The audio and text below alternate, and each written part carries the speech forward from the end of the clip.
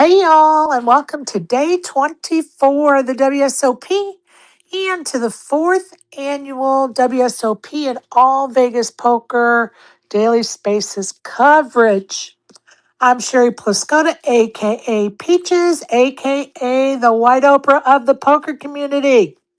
Please be reminded that we will always try to give the most updated and accurate information possible, but we are human and information is always fluid in the poker world. So please make sure to double check any information we provide to ensure yourself the best experience possible. And please correct us if we're wrong. We want to be right. Thank you. Please subscribe to my YouTube channel, Sherry Pliscota 9212. It is free of charge. There you will find over 300 recordings of past spaces and interviews. Listen away, people. Listen away. Many thanks to Sean McCormick and Craig Larson for agreeing to host my 7th official Spaces meetup game at the Bellagio, 2 p.m. on the 26th. It is a cash game. Pizza will be provided by our host casino. We have lots of splash the pot items, some amazing items. It's going to be so much fun and some attendance prizes to give away. And it's going to be a lot of fun. We have 36 people on the list. And I can already tell you that 3 of them are, ifs, maybes, whatever. It doesn't matter. It just gives me a good idea of how many dealers I need to start the day. Because I don't want anybody sitting and waiting for a table. I want everybody to show up and have somewhere to sit. So that's why we do that.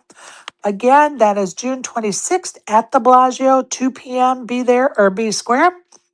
If you're going to join us and you want to join us for dinner afterwards, just let me know. We are going to go out as a group, whoever wants to go. So please let me know if I need to add you to the RSVP list. The Quilt for Charity fundraiser is continuing, and please consider making a tax-deductible donation via the designated link to the Poker Gives charity Feed the Homeless program. A $10 donation will get you 1 ticket, and a $25 donation will get you 5 tickets. Please don't miss your chance to win this one-of-a-kind autographed poker t-shirt quilt. And that will be raffled off live from the WSOP on June the 27th.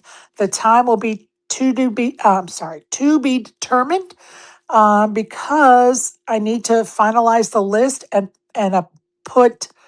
assign a ticket number to everybody. So I got all the ticket numbers in the Excel spreadsheet yesterday, and my list of ticket holders is updated through last week was the last time I got an update of donors from Poker Gives. So hopefully by maybe Saturday I'll get a list, and then of course I'll just wait for the final list when I get ready for the drawing, I think is kind of how I'm going to do it. So again, that drawing will be June 27th, live from the WSOP. I'm so excited. That's kind of winding down. Looking forward to giving that quilt away. Don't forget, Nikki Limo is with us today. If you could retweet the space out, I'd appreciate it. We definitely want to get folks in here enjoying her segment and the rest of our segments. Joey's teaching us poker lessons every day. We want the space filled. So this wonderful information gets out to the people, so to speak.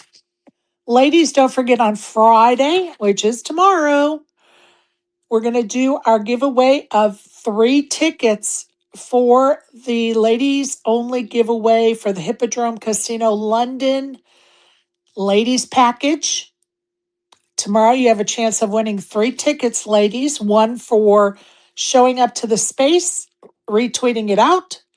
1 for being in the space when I take a picture of the audience.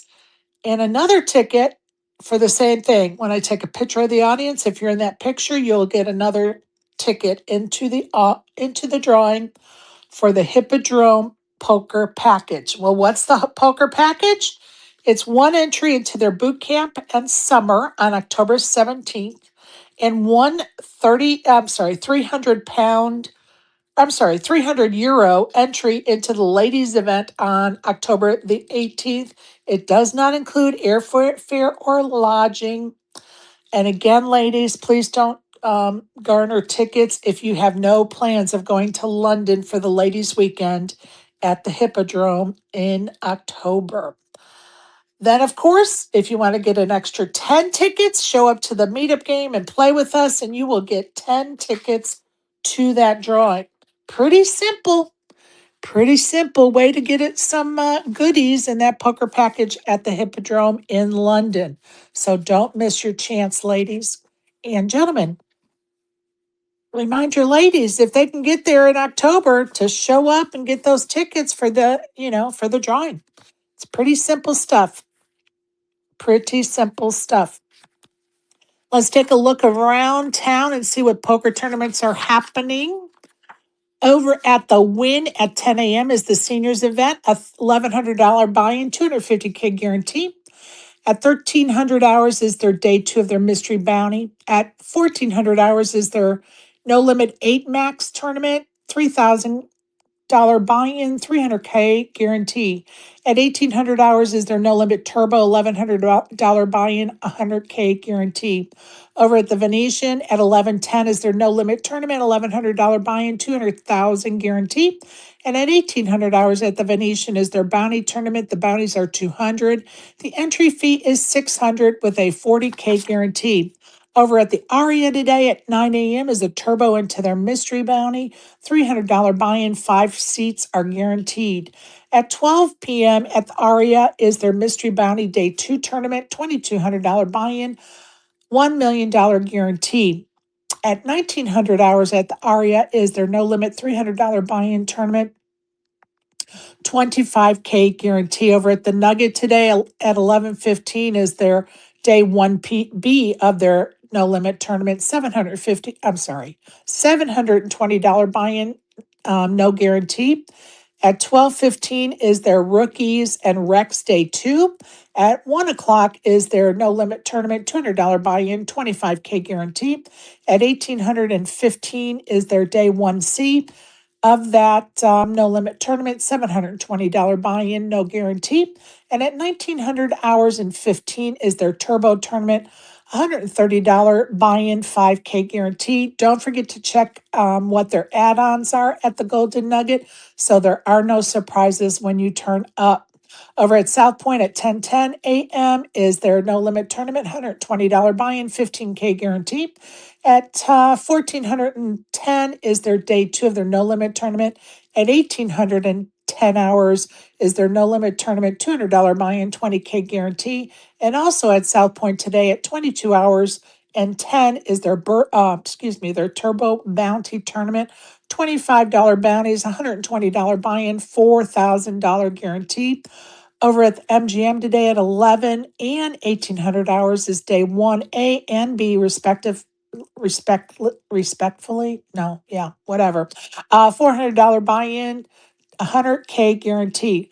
Over at the Orleans today at 11 is their no limit tournament, $300 buy-in, 30K guarantee. 12 o'clock, you'll see their '08 tournament starting, $400 buy-in, 50K guarantee. And at 1600 hours is their triple stud tournament, $240 buy-in, 10K guarantee. And at 1800 hours at the Orleans is their no limit tournament, $200 buy-in, 15K guarantee. And that's what's going on around Vegas. Can you tell I'm trying to get all the business out of the way? For good reason, right? For good reason. And, I love our lineup for today. Joey's lesson. Nikki's going to join us. All of our listeners are here joining us and are going to be coming in and out as we go. And of course, our listeners of the future. I love it all. Love you all. Appreciate y'all. But I'm going to tell you, I get to go see my grandbaby for the first time since she's been in town for 3 days.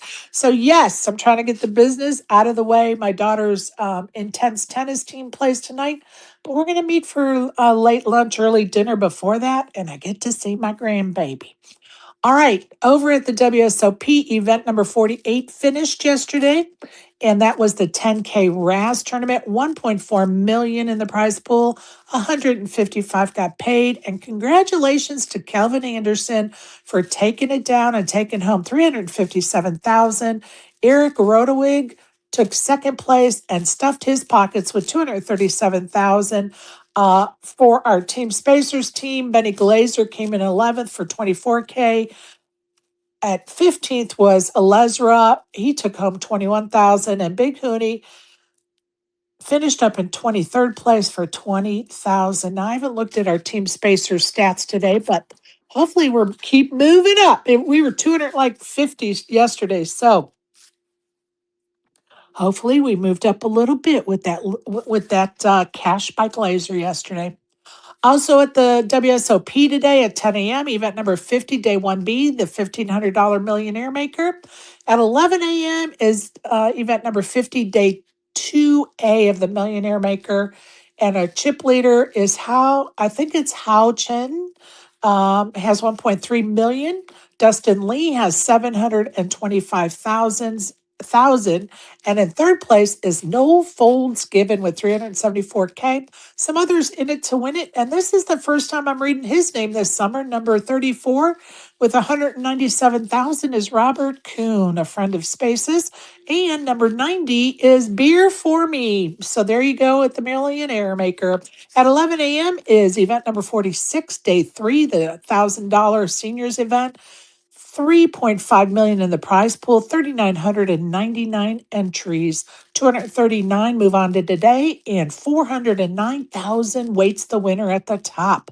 Lucky 5 is in first place with 2.6 million in his or her chip stack, and Peter Kamaris has 2.2 million. Just a little notable, somebody I interviewed last year, an author, Barbara Cardin, is still in it to win it with 540,000 in chips. We met her over at the poker.org lounge, if you remember, exec deck. She was there signing books. And so, yeah. And then I interviewed her a few months later. Anyway, 12 p.m., event number 47, day 3 of the 25K High Roller 8-handed pot limit Omaha. 10 million in the prize pool, 451 horses, 31 remain, 2.1 million waiting for the winner at the top. Alex Foxon, there's a name we've seen and heard about a bazillion times the last 2 weeks, is in first place with 6.8 million. I'm sorry. Yeah, 6.8 million in chips. And Chinzang Mao is in second place with 4.3 million. Will Alex get a second bracelet of the series? Time will tell. Also still in it to win it, Chance Corneth, one of our horses, Bryce Yaki's in 22nd position. And D-Nags is in 26th position out of 31. So good luck to all of them, but especially Bryce Yaki because we need the points. Event number 51 has a start time at 12 p.m. Day 2 of the 10K Mystery Bounty, 5.1 million in the prize pool, 558 runners, 84 remain, 678,000 waiting for the winner. Todd Ivins is in first with 1.4 million. Alex Anton's in second with 1.4 million. Event number 49 restarts at 1 o'clock. Day 2 of the $2,500 freeze out, 3.4 million in the prize pool, 1,561 runners, 28 remain, 513,000 at the top waiting for. Will it be our chip leader, Faraz Jaka, with 4.45 million, and Chamberton is in second place with 4.2 million. Others in it to win it are Rickard, Justin Arnwine, which we've heard his name a couple times. He's been a winner too. Rast, Kristen Foxon, and our friend Kenny Helliard, which, just a reminder, not only did I interview him, but he provides that wonderful spreadsheet we use as a reference all summer long.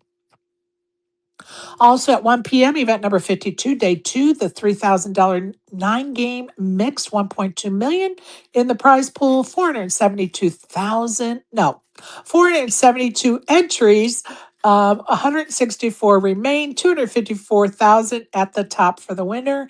Jason, and I believe it's Simonowski, has 1.4 million in his chip stack. Stephen Hubbard has 366,000. Still in it to win it, Bryn Kenny, Todd Brunson, TJ Reed, Jeff Masden. A couple of our horses at 106th place is Andreas Forelli and Eric Baldwin. He's still in it. And guess what? We could get some points from them. Let's go.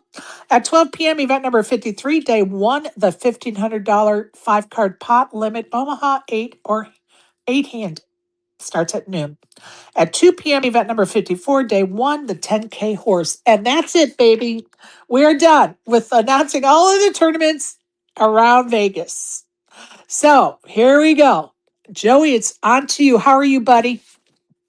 I'm awesome. I am. Thank you for the updates, Sherry. And go Alex Foxy, and he's on our list. And so he's on my team and Colette's team too. I know he is. And guess what? He may just take that bracelet down again for the second time this summer.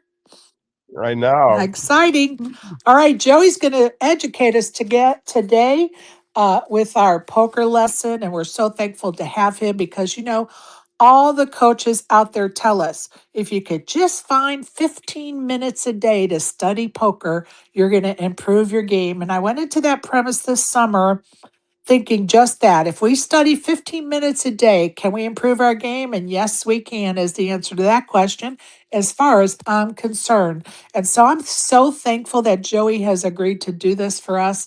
And today he's going to teach us about adapt or get left behind. Without further ado, Joey Gargiulo, take it away, buddy. Thank you so much, Sherry. The rules of nature, right? Survival of the fittest stuff.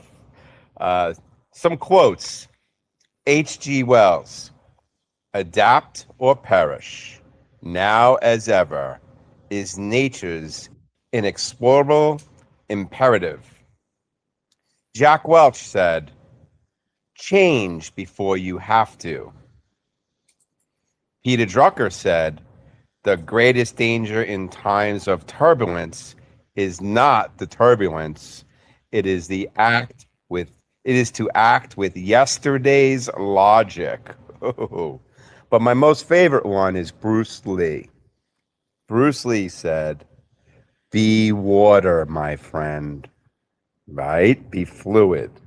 So on a macro scale, what does it mean to adapt or get left behind? Well, if you haven't figured it out yet, it doesn't matter. We said yesterday, age is just a number. Real wisdom comes from changing with the times while still keeping our old school roots, doesn't it? Right? The balance between the old and the new. Even if you decided that let's say you're an old school player and you decided GTO was never for me, will never be for me. I know how to play. It's the same game. I have this formula. It works. As a fluid player, you at least have to understand what GTO is and how the players that use GTO to play will act and react based upon their formulas. Otherwise, one does not know thy player, and you cannot compete against them unless you at least know the formulas they're using. Even if you're not going to use the formulas, you could use them to exploit it. On a macro scale in life, my dad was a photographer. He used to shoot weddings and shit like that. And then he went into commercial photography. And then he owned a pre-press printing company. So what that basically means is that if somebody was publishing a newspaper and they had this photo to go with this story, he would be the one to lay everything out on film and so they could burn printing plates. Then one day, somebody realized that an Apple computer was strong enough and powerful enough to do something that we know now is desktop publishing. Shit we could do on our cell phones right now, right? But back in the day, it took a computer to do it. And I learned from my dad that he realized that his $75 an hour job back in the 80s was going to be replaced by $15 an hour jobs from people sitting behind a computer. So what he did is he learned desktop publishing, and a lot of his peers did not. And next thing you know, the old-fashioned film, as we know, is out the window, and everything's replaced with digital. So even though he was older in life, he still adapted and still had a career. So in life, we see it too. But on a micro level, let's dial it back. Let's just talk real simple at a poker table. One of the biggest lies a poker player can tell themselves is that their favorite style should work everywhere. It should not. Poker is not loyal to your identity. It is loyal to reality. Some tables call too much. Some overfold. Some bluff too often. Some play scared. Some are passive. Some are aggressive and observant. Here in Vegas, some of the tables are drunk and chaotic. A lot of them are. Some are full of grinders paying attention to every frequency. A strategy that prints in one poker room at one table can leak in another. That is why adaptation matters.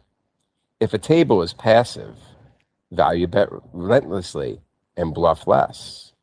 If the table is aggressive, let them hang themselves more often and choose your moments carefully.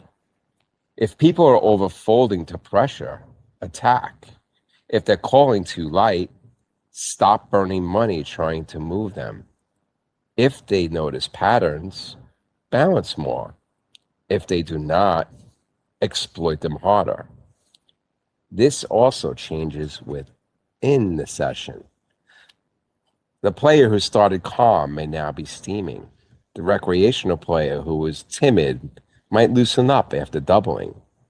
Your own image can shift after one showdown. A strong player notices those changes before they become obvious to everybody else. The problem is a lot of non-adaptation comes from ego. I keep saying that word. I wonder why. Players fall in love with being that type of player. The fearless bluffer, the rock, the trapper, the wild card.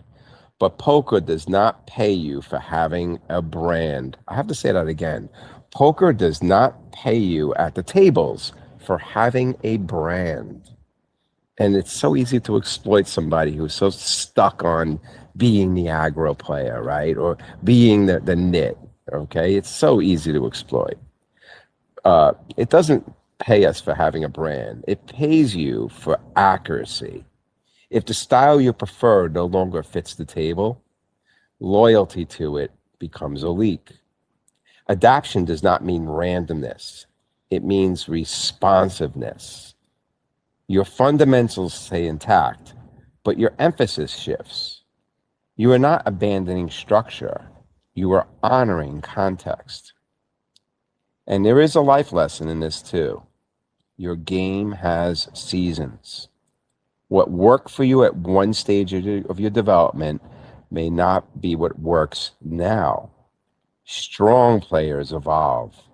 Stubborn players explain away why they don't have to. The table doesn't care how you used to win. It only cares whether you can see what is happening now.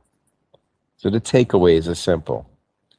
Now, if you have a poker player type, whatever it is that you classify yourself as, the moment you label yourself is the moment you become concrete. You can't label yourself. You cannot say, I am a passive this and that. You know, they have the different labels, right? You become concrete and predictable. So being able to adapt is going back to what Bruce Lee said. Be water. Be fluid. Be a little bit of everything. Change with the times. And sometimes the times change right in front of us at the table as we're watching it. It's as simple as that. And that is today's lesson. What a great lesson indeed. To me, that goes back to the be observant because you can't adapt and change your method of operation in the moment if you're not paying attention to what the hell is going on. Yeah. Just my 2 cents on that one. Hmm. I see. Well, before I say that, tell us what you're going to teach us about, this, today's lesson was great too. Another one, number 25 for you. What's lesson 26 tomorrow going to be, sir? Know why you are betting. Know why Oh, you're betting. Why the hell am I betting? I love that. Oh, I can't Right? wait. Can't Yeah. wait. Thank you, Joey, for another great lesson.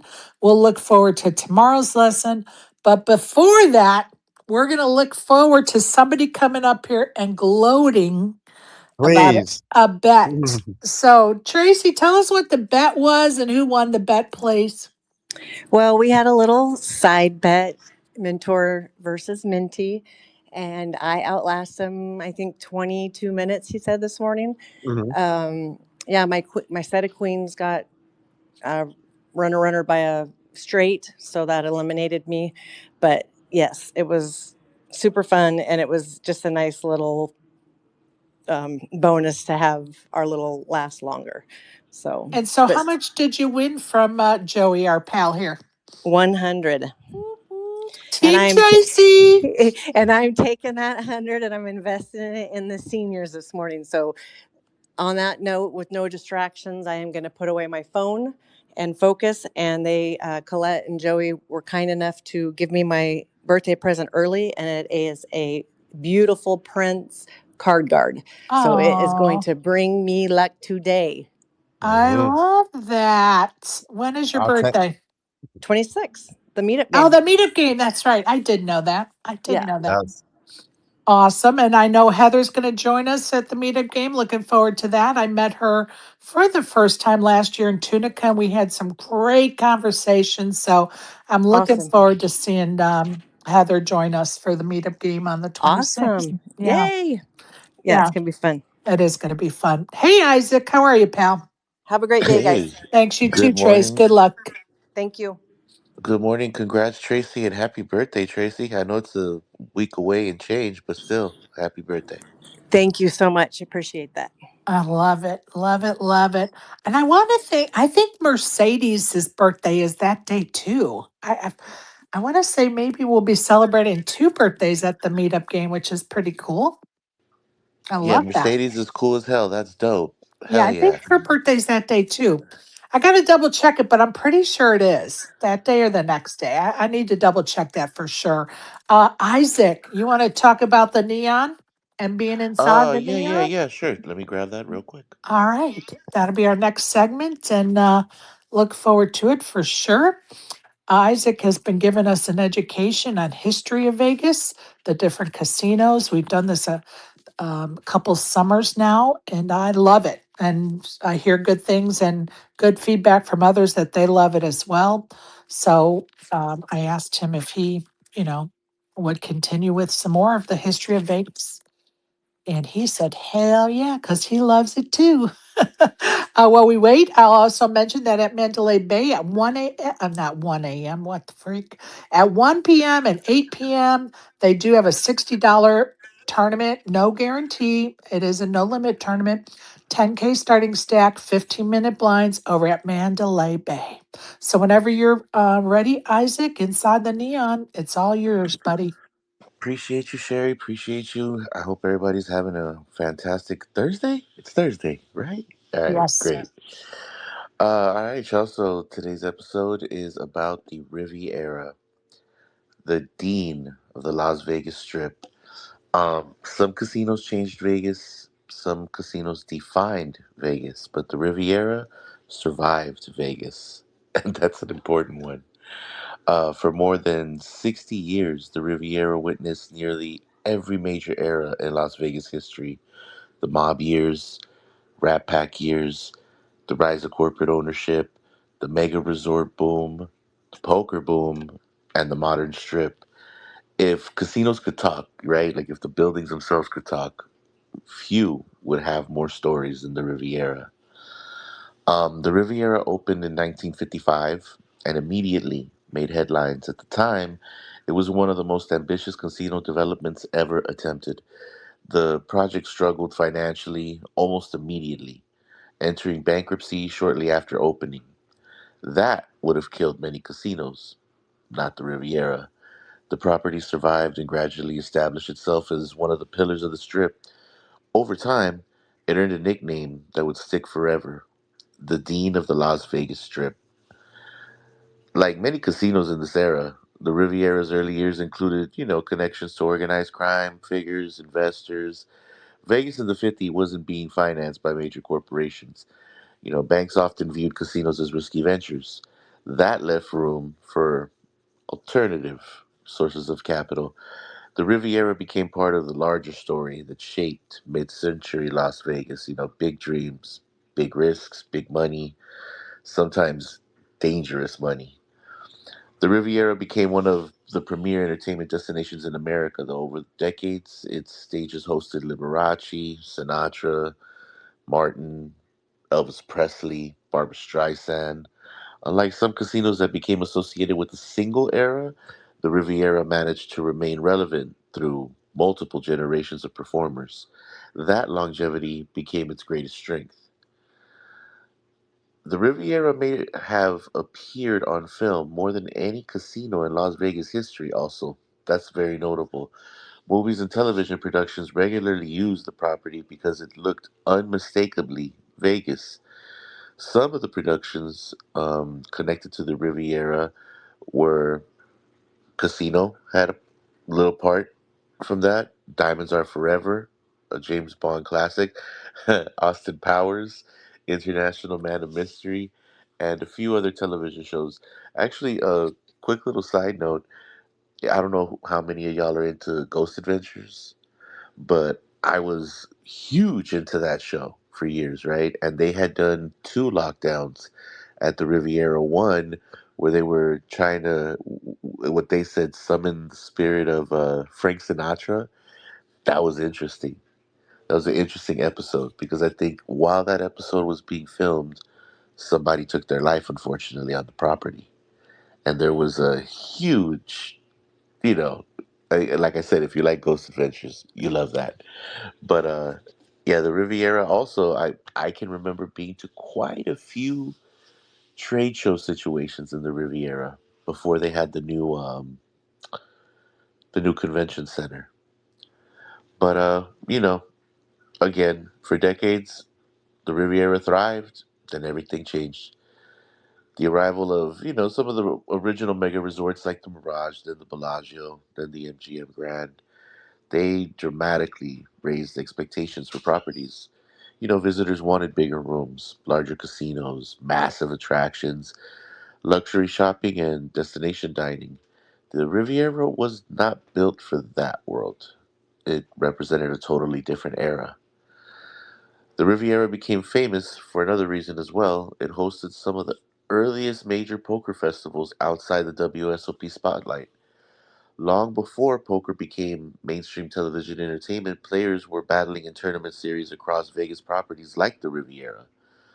Many grinders, pros, and traveling tournament players passed through its poker room over the years. The Riviera helped keep tournament poker alive between WSOP summers, actually. But unfortunately, like so many great things, in 2015, the Riviera closed after more than 6 decades on the Strip. Unlike some casino closures that felt inevitable, many Vegas locals felt emotional about losing the Riviera. It wasn't the fanciest casino and it wasn't the newest casino. It was a part of Vegas history. In 2016, the property was imploded. Another icon disappeared. Today, the site has been redeveloped as part of the expanding Las Vegas Convention Center campus. The Riviera it proved something important though. You don't have to be the biggest casino to have the biggest mark. For 60 years, it adapted, it survived, and it remained relevant while dozens of competitors came and went. That's why so many Vegas historians still speak about it with respect. Not because it was perfect, because it endured. And that was the Riviera.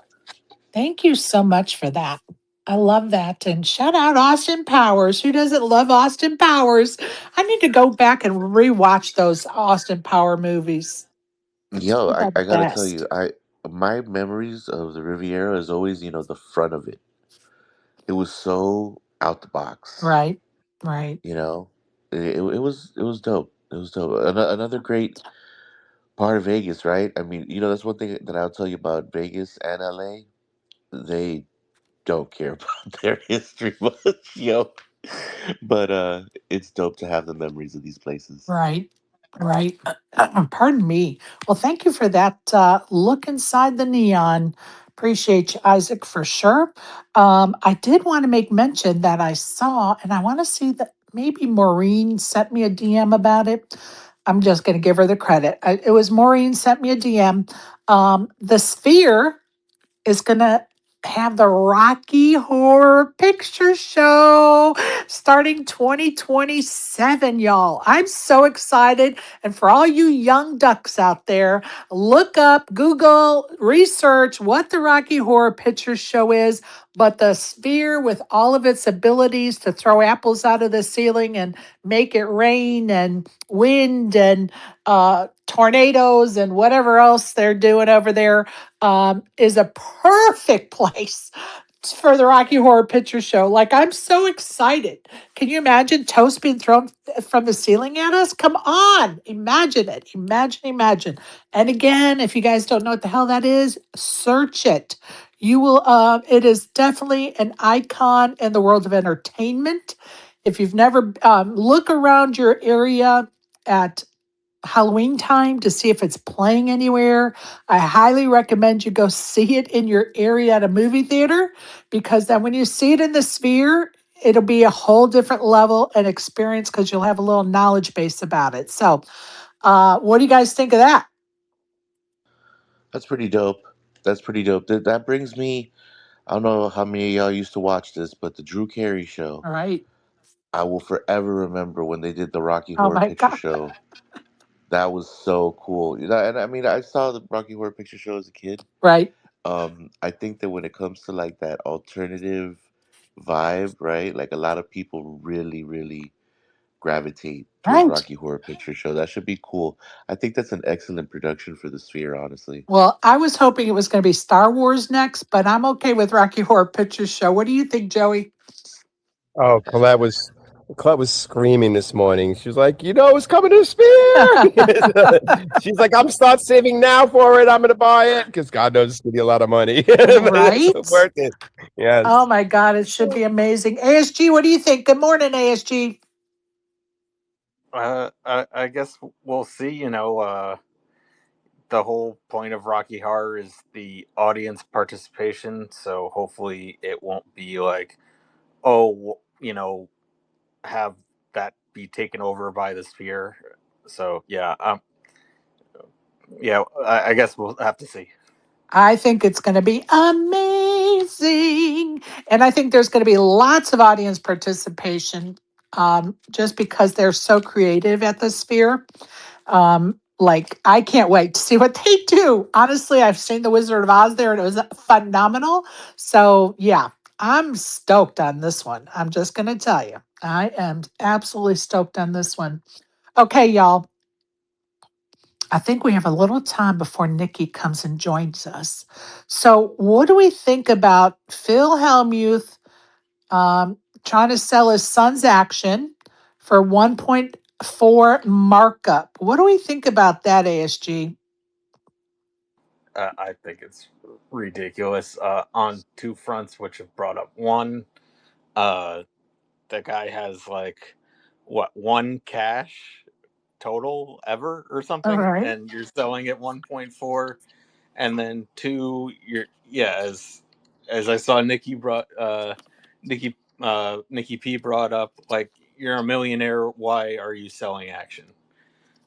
Well, So and I think, and I agree with what Nikki P's sentiments are for sure. But then part of me says, well, yeah, that's why he's a millionaire because he's doing good investments and business deals, right? I mean, I don't think it should be a 1.4 markup and no sense of the word whatsoever because he doesn't have a proven track record. And just because your last name is Helmuth doesn't mean you're a winner, so to speak. So I definitely disagree with the 1.4 markup. Go ahead, Isaac.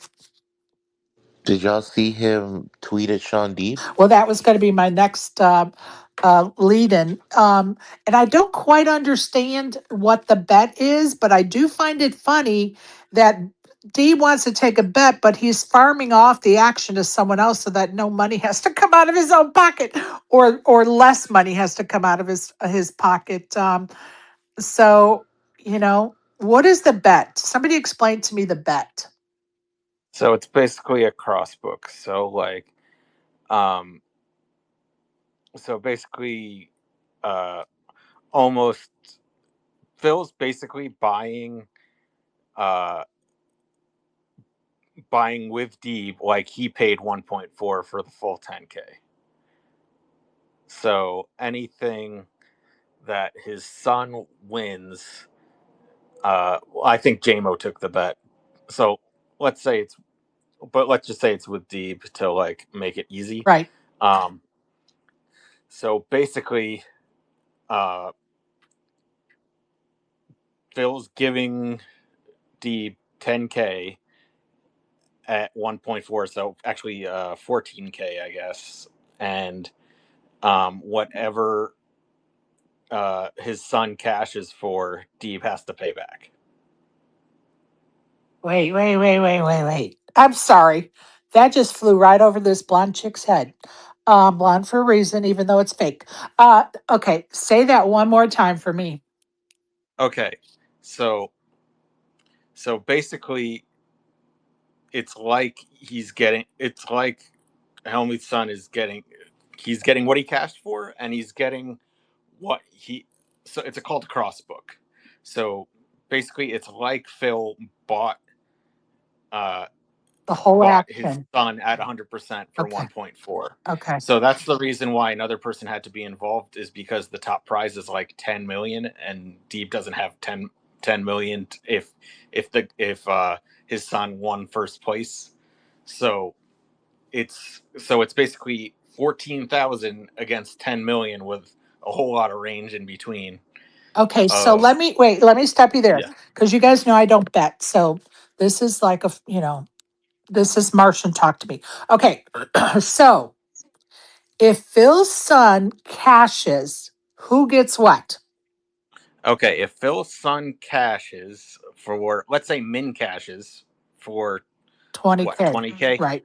So let's say he min cashes for 20K, then Phil will get 6K because it's like he bought for 14K and got 20K back.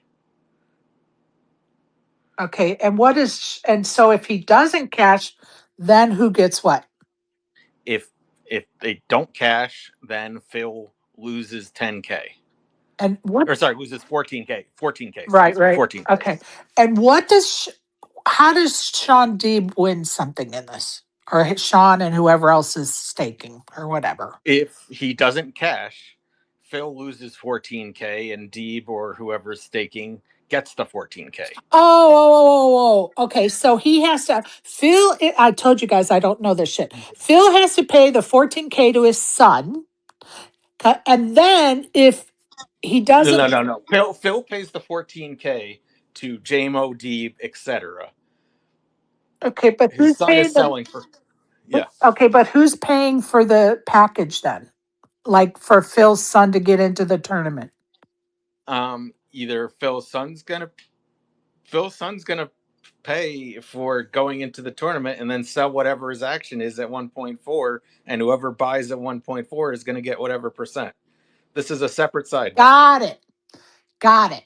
Okay. Got it. I got it. I promise I do. Okay. I told you guys, I don't do the betting So world, this but is I'm willing to basically learn. Phil doing a separate side. So this is basically Phil almost buying at 1.4, but with JMO or with Dean.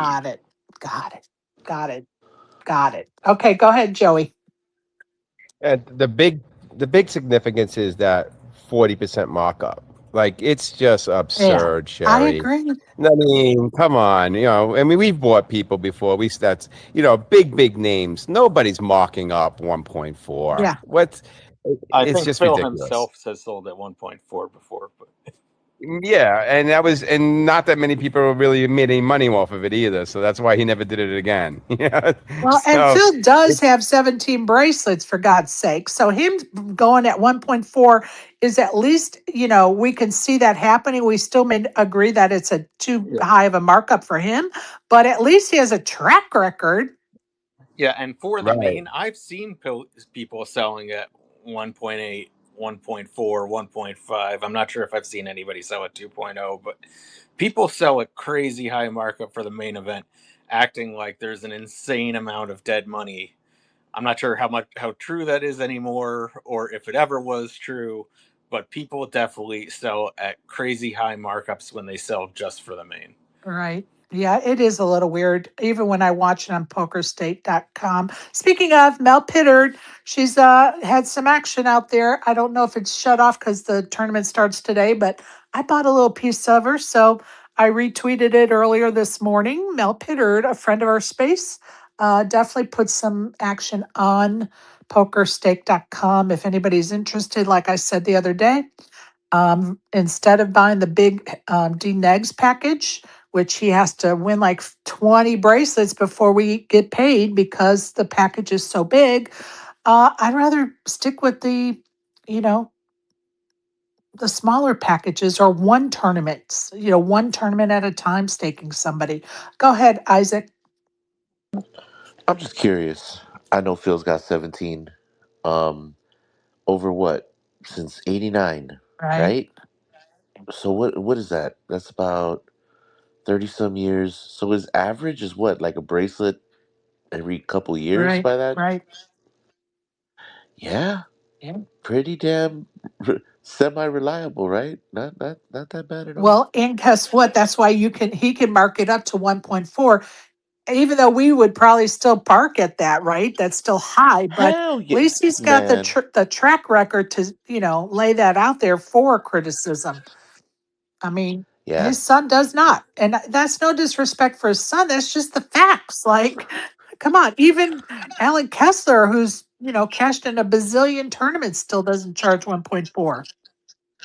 yeah, exactly. That is very true. So, Yeah. And I mean, for his son, I think that's strictly because his last name is yeah. Helmy. But because I haven't watched those, what is it, Poker Night in America thing that Helmy was Yes. doing his game. I haven't watched any of that besides a few YouTube highlights. So I don't know how good or bad his son is. But I I'm think he going to was tell good you, last I've year not. too, right? I'm like you. I've been too busy to watch many podcasts this at this point in time, and I hate it because I love watching poker feeds, and I do like Poker Nights and Poker in America and all of them. And I, like you, haven't watched. I think I've watched 2 highlight reels, and that's it. And I hate it, but I feel you. hopefully, I feel you. I was catching up on the 250K final table. Yo, shout out to the billionaire, right? That all was right. fucking killing it. Einhorn, yeah. Yeah, hey, and I love the way the chat was clowning on him though. The whole Finkel and Einhorn thing, I was dying. Uh-huh. That's amazing. But I did get to hear Blez talk down on the seniors and all of that. Yo, Blez is such a douche, and I know this for a fact. Like a lot of poker players love douches like that, so I'm sure Blizz is getting a lot of love. But man, I gotta say, not really my cup of tea. Um, Yeah, I don't. Yeah, he glazes so much, yo. it's You It's would think bad. these I'm people are glad. Look, I'm donuts. glad he hasn't been put it back in the booth, but I also know he hasn't apologized either. And I I doubt think he will.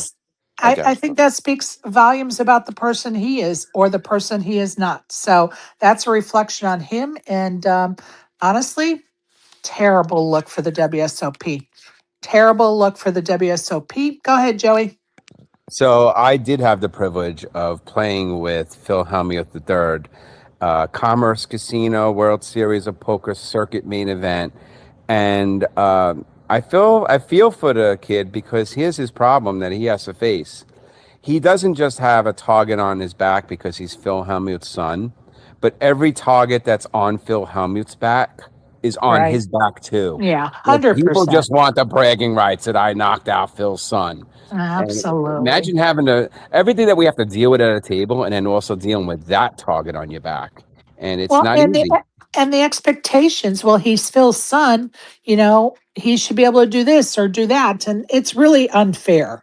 The scrutiny is definitely unfair, but you also understand why it is the way it is, and it's because his dad is so polarizing, right? And Right. you have certain expectations that, hey, if it's Phil's son, he should be blah blah blah, and it really is unfair and unrealistic, but it is the nature of the beast for sure. Go ahead, Isaac. I mean, I don't mean to be a dick or anything, but they just don't make them like the Brunsons do it, huh? 'Cause, All right, go ahead, ASG. Yeah. So bad. Well, yeah. No comment on that one, but yeah, just to go over some history as I, did some quick Googling to trying to remember some dates. Yeah, in 2018, Phil got kind of started the markup police when he charged 1.8 for a 10K turbo. And Right. then in what year was this? Looks like 2022, maybe. He charged 1.4, or was it 1.4? Yeah, sorry, 1.3 for the Poker Player Championship. So he's so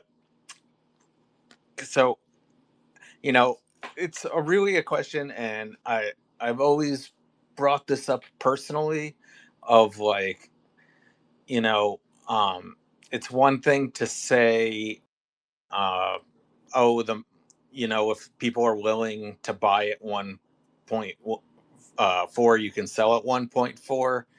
But to me, it's very much the question of, do you care about whether or not you're selling because it's a good investment, or because your name recognition can get you that percentage? Of And course. yeah, because I Of think those are course. two very separate questions. Yeah, of course. Agree. Totally.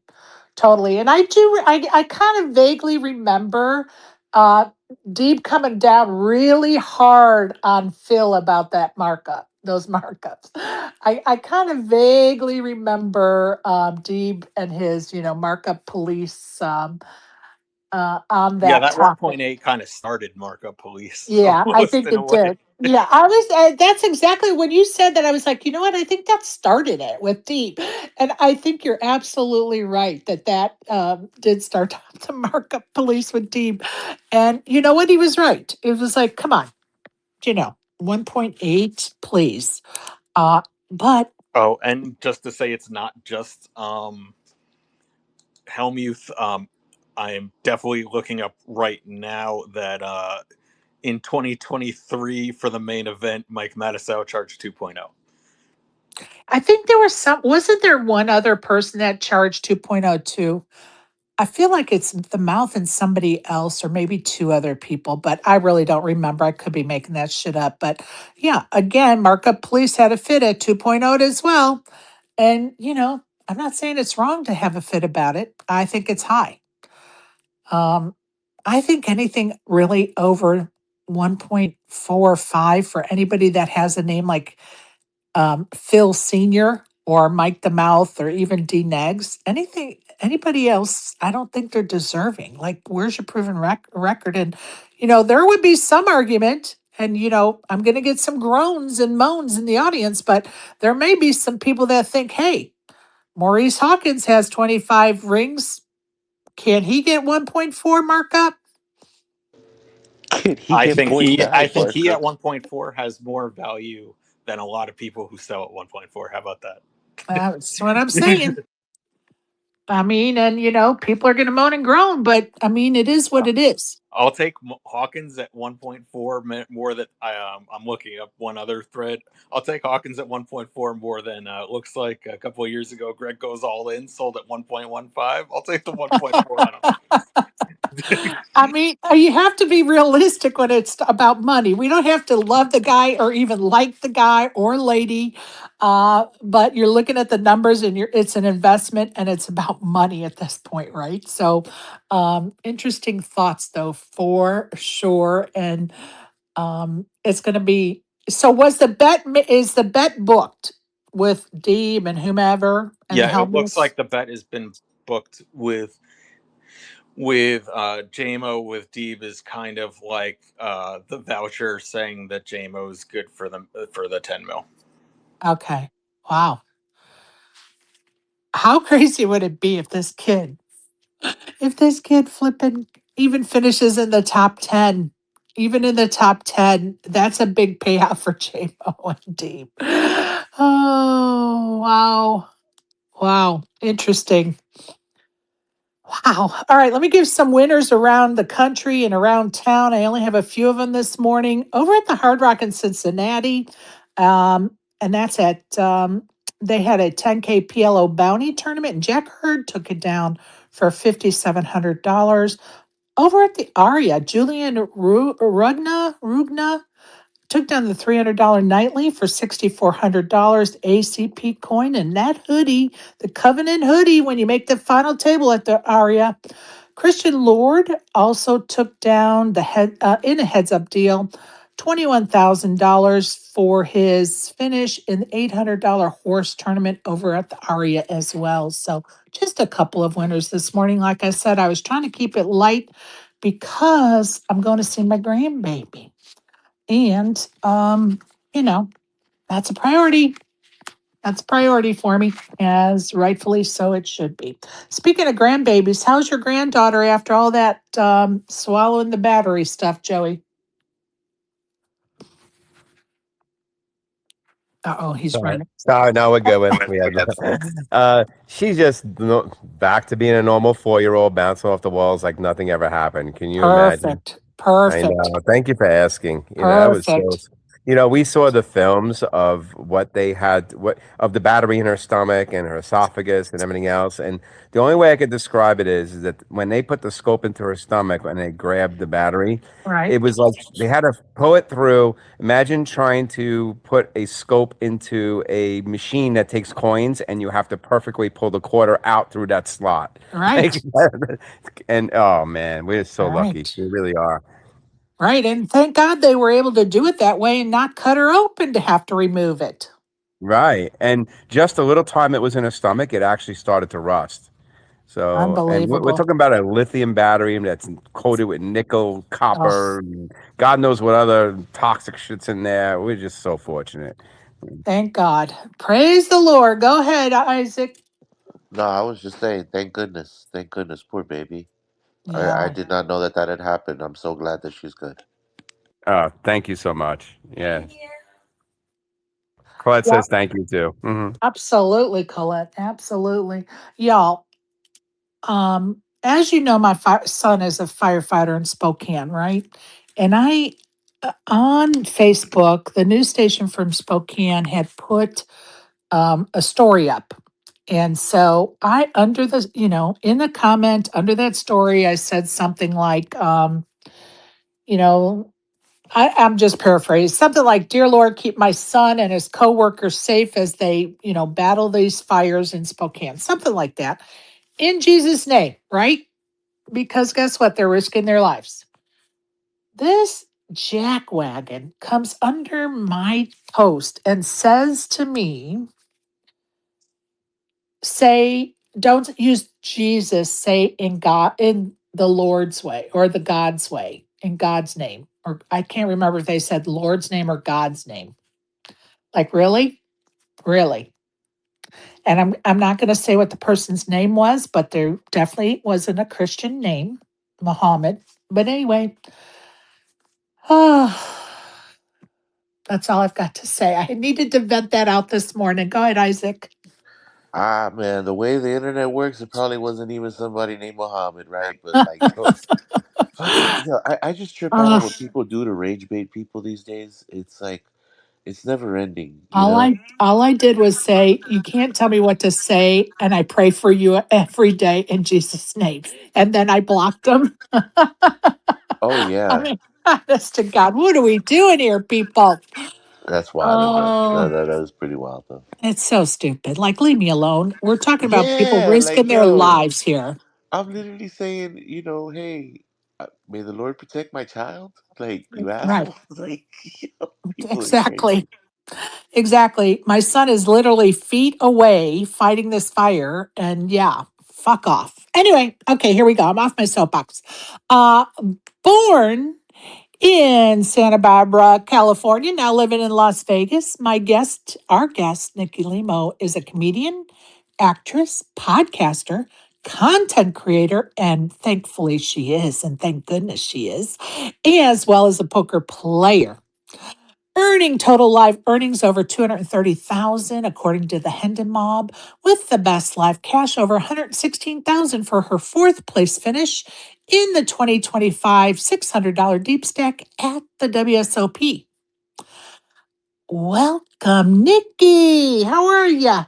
Hey guys, thanks for having me. This is my first time on a Spaces, I think since Spaces started like 3.5 years ago. I've like only joined one briefly. So this is new. I hope you can hear me. Can you hear me? We can hear you loud and clear. Thank you. Okay, great. Appreciate you. I'm using a Apple headphone, a very fancy technology Apple headphones microphone, the $20 ones that plug into the phone. Listen, I need you to send me the deets on that because I'm looking for something. I Um, will send you an Amazon link. It is very yes. fancy.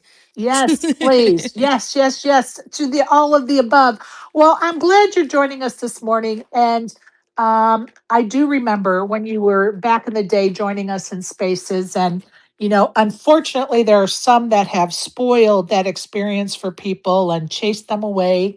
And so I'm glad you're giving us another chance and joining us because we've worked really hard. Some of us have worked really hard to make spaces a positive place, and so I really appreciate you coming to join us today, Nick. Yeah, of course. Thanks for having me. I have not heard anything but positive things. So good job, everybody. Well, I appreciate those kind words. I read somewhere that you started playing poker with your family as a child, and then you continued to play through your life. When you and your hubby moved to Vegas and you were really kind of ready to start to focus on poker, you set some rules into action for yourself. Can you explain to our listeners those rules and why you came up with them? Yeah, actually, this was while we were still in Los Angeles. I had never actually played like a live public game in a casino yet. And I mean, I would gamble in Vegas and we would always set limits. But that's like straight gambling, playing craps and blackjack and whatnot. Like poker, in my opinion, is obviously a skill-based game. And from everything that I had been reading, I got really into the books first. So I had been playing poker all my life, but I didn't know that there was like a solid GTO strategy behind it. And at the time, this was during the peak of the pandemic in 2020, and we were living in Los Angeles. Everybody's on lockdown, and I was playing Zynga poker on my phone, and I was posting, jokingly to the internet and to my Instagram stories, like, look at, I won $20 million, or it was just like, Zynga, play money. And then, or I lost $20 million or whatever. And it was just, we were having fun. And then someone in my friend group sent me a poker book recommendation, was like, hey, I see you've like been posting a lot of poker stuff. I didn't know you were into poker. Have you read this book? And it was the Mental Game of Poker by Jared Tindler, which is a mindset book, but he uses a lot of poker terms in there that I had never heard of, like 3B, like three betting, and from the from the HJ, with QJ little O, OOP, all these terms. And I was like, oh my God, this game that I've been playing all my life, I have no idea. I did not know how deep it went. Right. And so I was thrilled. I love games. I've grown up very competitive. Our big Filipino family would play poker and I would win, but like I don't think anybody knew the strategies. I think that we just knew like basic play. So I get super into reading about poker strategy, and I must have gone through, I don't know, like 15 books. And I bought a solver. I bought a because in Mental Game of Poker he mentions Poker Snowy and Pio solver, and Pio was out of budget at that time for Right. someone that was just finding this stuff. So I did buy Poker Snowy, and I started doing drills and like studying the solutions, and then also I got an equity calculator, and I was doing this like pre-flop, post-flop workbook. I was learning pot odds, and I did this for about 4 months nonstop. Like every day was like learning about poker before I ever put a single cent of real money into any poker game. So one day it was Mother's Day weekend, and we went to see his family in San Diego, which is a 2-hour drive south of Los Angeles. And on our way back, we passed Commerce Casino, and I was like, could you imagine like going in there and like me playing like a poker game, like a real one? And my husband was like, you should do it. Like, let's do it. And I'm like, oh no, I don't know if I'm ready. I was like all startled. Like it was just a suggestion. And he was like, no, you should do it. And I was like, okay, but if I do it, I need to have rules in play, because I can't, if I go in there, and I lose, I'm gonna want to keep playing to get all my losses back. And maybe I'm not ready to try to get my losses back. Maybe I'm not ready for that game. So I did set some rules. I went in with $1,000, which was a lot. Like that, I've never gambled $1,000 at any casino before. Like our limits before were like $200, $300 for like entertainment purposes. And if we lose it, it's like, oh, that was fun. But this time it felt like serious, like more like I'm betting on myself. It's more of an investment. I've been studying this game. And so I want to try, but I want to push myself, but I don't want to like lose a bunch of money and go home sad. So I went in with $1,000, and I said to myself, we were going to play cash game. I was going to go play a cash game. If I lose 70% of this, or maybe it was 50%. If I lose half of this, like $500, I'm just gonna pack it up and go home. Because I want this to be like a bankroll, like a separate bankroll Right. from our life bankroll. I never wanted to mix gambling money with life money. So okay, I'm okay with losing 50% as like a learning experience, and then I'll go study, and I'll try again. But now I have this. At least I have $500 left in padding. And then also, if I sit down and I double at any time, then I'm just going to get up and walk away, and also count that as a learning experience, because it could just be luck, and I don't know. And I want to go home and study those spots and see if I played them right. I was very process oriented, very like focused on, am I playing it right over did I win? And I wanted to maintain that mindset. So I didn't want the results to skew me, or like emotionally, win or lose. So yeah, if I win, if I double at any time, we get up, or if I lose half of the 1,000, then we get up and we go and we review like what we just did. Well, it's everything is great. I mean, I did profit, but like everything in your head is like, okay, that sounds like a solid plan. I sit down at the poker table. I've never like used chips to bet with poker at a casino in my life. Also, I am wearing like a bright pink tank top and tiny white shorts, because we had just come from like a brunch, and I thought in my head that like the only casinos I'd been to are the ones in Vegas. I thought like everybody would be walking around in like bikinis and Right. sparkles and stuff. This is Commerce Casino. I walk in, it's like a cafeteria of players like shuffling chips. So many chip shuffling sounds. I never heard that much noise in my life. It was so intimidating. I didn't know where to sign up. I didn't know how to even sit at a table. Right. So like in my head, it was just, I was gonna walk in, and I was going to go to the cashier and ask for chips and then go sit at a table like you do with blackjack or like you do with like any casino game in Vegas. It was completely different. I learned very quickly like all the steps involved, and meanwhile I'm just getting more and more intimidated. You got to get a players club card, you got to go sign up, you got to wait by the microphone because they're shouting names, and there's so many people, there's so many tables at Commerce Casino. I really picked an interesting one to start at.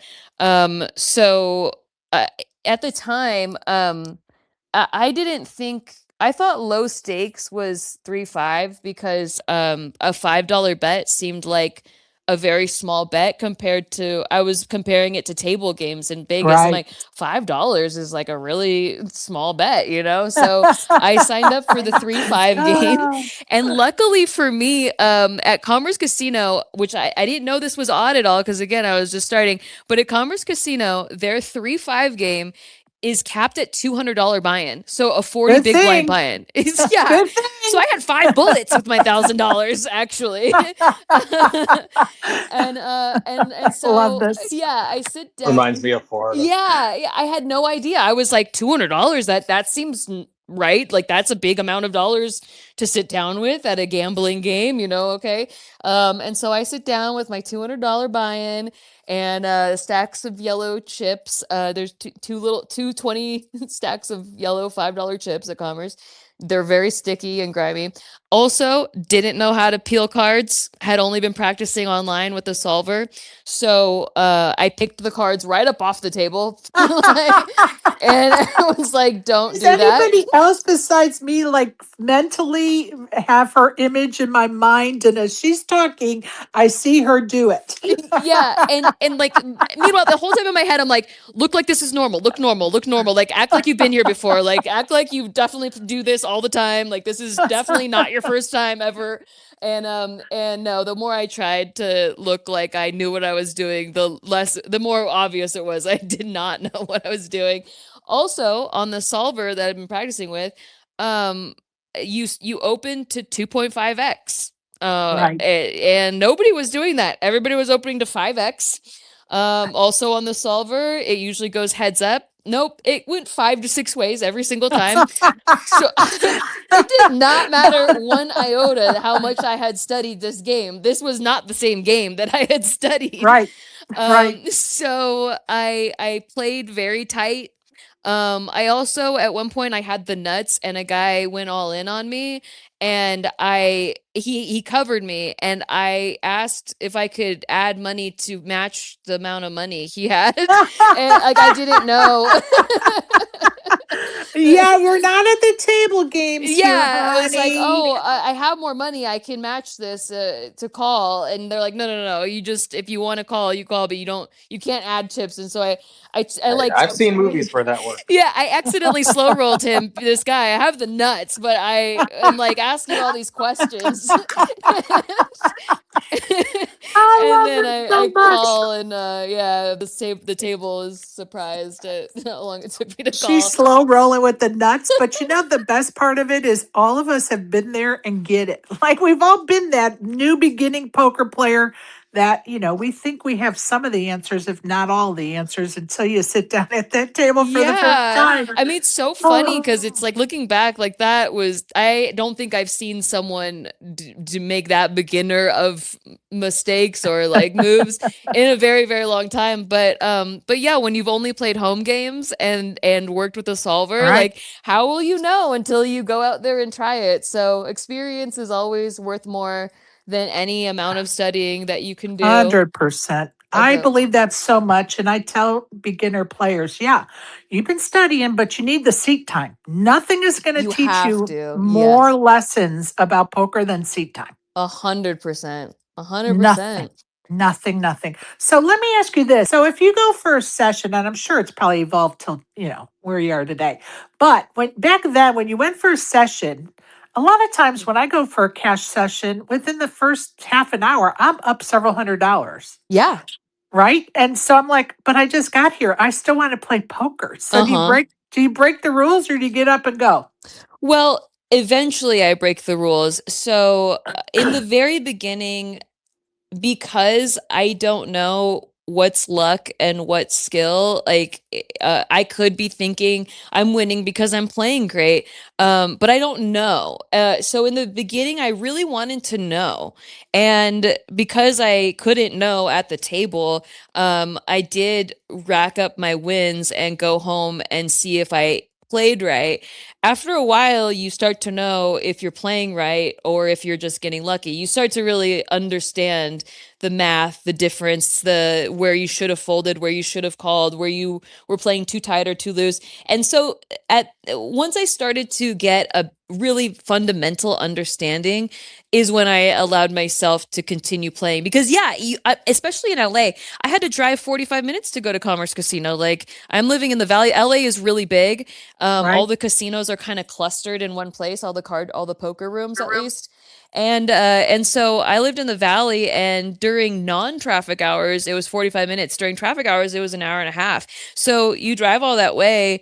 You don't want to just pack it up and go home, win or lose. Like, if you're down too much or up too much, you do want to go and play, especially if I had been hyping myself up that day. Like, Right. today's the day we play. We don't get to play live every day, so it was very special to go to the casino and sit down and play. And so I totally understand that feeling of like, well, if I sit here and keep playing, I could lose all of these winnings, and then would losing feel worse than winning feels good. And this day, I don't know the answer because the stakes keep getting higher, Right. and like Right. that question still remains. And according to some much greater pros than me, that feeling never goes away. So I don't know the absolute correct answer, but I would say at this point, you have an idea of if there are people at the table that don't know what they're doing. And if there are people at the table that don't know what they're doing and the game is good like that, you should probably keep playing and realize your edge. So win or lose, if the game is good, I'm going to sit there until the game stops being good. But it took me a while to get to that point. I think at least a good 6 months of playing regularly, like 3 times a week Right. live, in LA before I would allow myself to like, okay, I think I'm better than some of these people. Right. And so I'm going to stay here. And sometimes I would lose the couple hundred I was up in the beginning, and it didn't feel good. Of course, it stings, but I did feel good that I played well. And for me, at least in the beginning, I mean, even now, and this should still be everyone's mindset is not being super results oriented, but knowing whether or not you played correctly. And then also, correctly is not just GTO. Correctly can be like, you deviated here because this guy was opening too many hands, Right. so you did widen your 3-bet range, like that. So that could also be correctly. And so I think it's really hard to analyze that at the table. You really do need to go home and review the hands that you played to give yourself an accurate analysis, and also give yourself a little bit for the emotions to cool down, whether that's the thrill of winning or the devastation of losing to worse players. You have to kind of like let those emotions play out first, and then be able to go to like analysis and study mode. And so I really recommend that. I did do that, and I would do that again if I was to start over as a brand new beginner. I would 100% do it that same way. When I moved to Vegas, I had about a year of cash games under my belt at that Right. point, and I had never played a tournament. I moved across the street from 2 tournament pros, Chris Mormon and Katie Lindsay, and I did not know any tournament pros at that point, and I had no idea that Chris was like this ultra legendary tournament pro. I had no idea. He was just my neighbor. I Like, and love it. he still does feel like my neighbor to me. Like, it doesn't, no matter how much status I understand, I just like, yeah. So when I met them, I was like, oh, you guys play poker? You guys want to go to Aria and play 2-5 with me sometime? Like, I just thought it was going to be like that. And they're like, no, we play tournaments. I'm like, oh, okay. Like I love your professionally, like that's it? innocence. I Yeah. love your innocence because we can all relate to what you're saying because we've all been in, situations. And then later you realize, holy shit, that was so and so. Or, Yeah, no clue, completely oblivious, and wouldn't oh, change that either. I think it was better that way actually. So when my husband and I moved to Vegas, we were still full-time YouTuber, podcast, YouTube content creators, and moving to Vegas, I never thought I would move out of California. Our friends, like a lot of our friends, had moved during the pandemic, and so we right. were like, we'll get a better value on cost of living, our houses, the tax situation. And I just so happened to had gotten into poker that year. So it was like, well, and there's poker there, so Vegas was a gamble, and I absolutely love it here. But moving here, I had never played a tournament before. I was beginning to learn through, talking to Chris and Katie, like what their tournament life was like real professional tournament players. And it was my first year in Las Vegas. This was January, February-ish. And I was like, I've never been to the WSOP. I've never seen what that looks like. Maybe I'll learn some basic tournament strategy, just enough so that I can sit down at the table and feel competent, Right. feel like I could, get a cash and post it on my Instagram. But this was not, even close to being even a part-time thing for me. It was just a hobby, something I did to de-stress. Sometimes something I know it sounds weird to play poker to de-stress, but being a content creator is actually pretty stressful and having to keep up a schedule. So yeah, I treated moving to Vegas like an exploration year. Like I knew I had enough passive income coming in from our podcast and stuff that I could afford the time to just like kind of take a year off and see where the wind guides me. And it happened to be to poker, and I was like, okay, let's learn some tournament strategy. So I was asking around for if anybody had coach recommendations, because I am used to private coaching. In acting, I had a private coach. I've always been really diligent about investing in things as a business. If I'm putting money down, then Yeah. I like to treat it like that. So the education part of it, I'm ready for private tutoring, like this private coaching. And it was weird because people are very cagey about giving recommendations to coaches. So Yes. I Even noticed, when I talk to guests and I talk about if they coach or not. yeah, it's Even very it's weird yeah, to it's me. very strange that like it sort of goes to this clandestine, kind of conversation because of course they're not trying to insult the listeners, but at the same token, they want their name to be associated with coaching, right? And so Yeah. but Yeah, they're also picky about who they want to coach. And I don't think anybody would misunderstand that point of view at all. But it sort of totally. gets weird when we start to talk about whether or not they coach or not. It's weird. Yeah, so like the people that I had been the people that I knew that were pros, not Katie and Chris, but some of the other pros and content creators that I had been talking to, I was asking for recommendations and they were just guiding me towards courses. And I was like, no, I've done courses. Like I understand. I just want a shortcut. Like I like private coaching because it's very curated to your leaks, Right. and I have a very specific need of wanting to learn how to convert my cash strategy into tournament strategy because I know they're played very differently. At that point, I'd already read 3 books on tournaments, and it still was confusing to me. So I was just like, I kind of just want someone to guide me. I don't really get like where I'm going wrong. And so finally, Andrew Nemi, huge shout out to Andrew Nemi. He was the only person that would give me an actual private coach recommendation, and that was for Jessie Sylvia. And I had no idea who Jessie Sylvia was either, because again, I had a very fresh face to poker and didn't know anyone in tournament poker. Like, I mean, besides like Phil Hellmuth and Daniel Negreanu, like the Phil Ivey, the big names I knew, but Right. everyone else, like I had no idea about the culture, the community, everything. I didn't know about poker Twitter. I didn't know any of that. I only knew I'd been watching some Brad Owen and Andrew Nemi vlogs, and that was about that was about the extent of who I knew in like the poker community. So Andrew Nemi, I had met him at several meetup games, and we talked YouTube. And so we like would DM sometimes about like poker, and so I finally he finally gave me a recommendation when I asked him. I was part of his Hand History Lounge, which actually is a really, by the way, if you're new to cash games, joining a group of people that are all around your level and maybe some higher, some lower, is a really great idea, and like sharing hand histories. So he has a group on Facebook called Hand History Lounge, him and Benton, and they get back within 24 hours. When you post hand histories, it's like having a private coach, but you're kind of in a small group. But they get back to you right away, and that was really cool Is during he my still first your year. is he still your coach today? Jesse Sylvia? Yeah. No, he had just had a baby.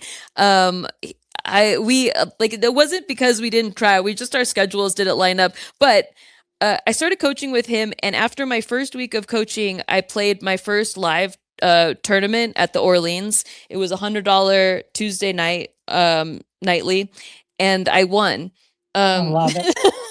I which love is it. so So, fucking ridiculous. I love it But so much. I love so, it so much. Okay, I'm going to stop you for a minute because we have yeah. a couple of folks that want to ask questions or Oh make some yeah, comments. yes. Now, just so folks that are new here know, before I bring somebody up that I don't know, I always ask, does anybody know this gentleman, Gay Boulay, poker?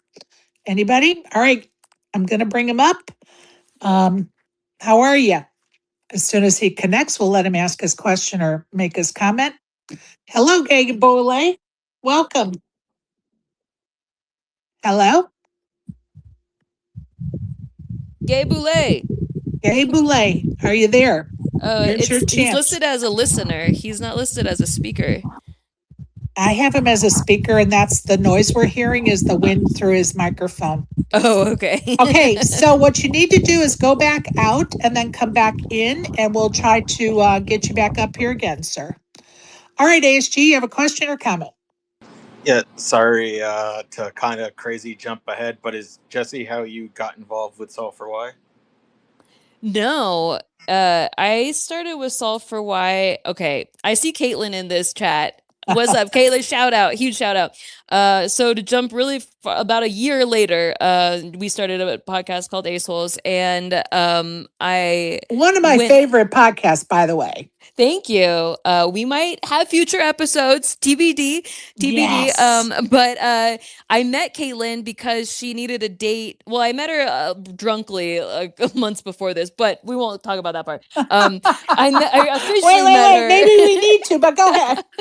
Yeah, she met my parents the same day she met me. Like it was, we were meant to be together. But Katie Lindsay actually introduced us at a bar, and Caitlyn had been nominated for several GPI awards, and she didn't have a date. And I wanted to go to the GPI awards, but thought I didn't have a way in, and I had already given up at that point. And then Katie goes, "Hey Caitlyn, you don't have a date. Why don't you take Nikki?" And so Caitlyn was peer pressured. We peer pressured her in that moment. Like, how is she gonna say no? Look like an asshole. She's not. So we're like, haha, she has to take me. But on the way over there, we get in a whole conversation because I drove her back to her hotel, and we had such a similar background. This is getting off about Caitlyn, but It's okay. but She's a friend basically in space. at the GPI awards, so I could go forever about Caitlyn. At the GPI awards, Solve for Why, they also won. Only Friends had won a GPI award, and Caitlyn won a GPI award, and Caitlyn had been on the show, and so we all went out to dinner afterwards. And I swear to God, the first time I meet pretty much anybody in this space, I'm drunk. You guys are like the few people that I'm sober right now, and but most of the people in my poker life I've met drunk first. So I went out and met all of them drunk, and drunk Nikki is quite a social butterfly.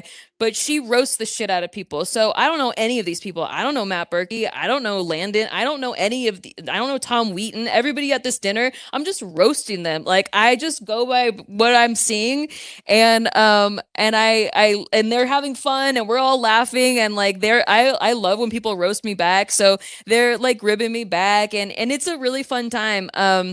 Then they ask if I want to be on their podcast. And so I had never seen their podcast before, but I watched a few episodes just to like kind of get the gist of it. Right. And I go on their podcast and we just gel. Like, honestly, I just gelled right away with the Only Friends crew. I had no idea of any of their backgrounds or anything. Again, like, this was a year of meeting people for the like in the community that I now consider pretty close to me, but for the first time. Like, I met a lot of people in a very, very short amount of time who I just gelled with so much. And I think that's why I really chose to like go down the poker path after that 1 year. Is the poker community is my people. I love everyone so much. I just love at like their vibes.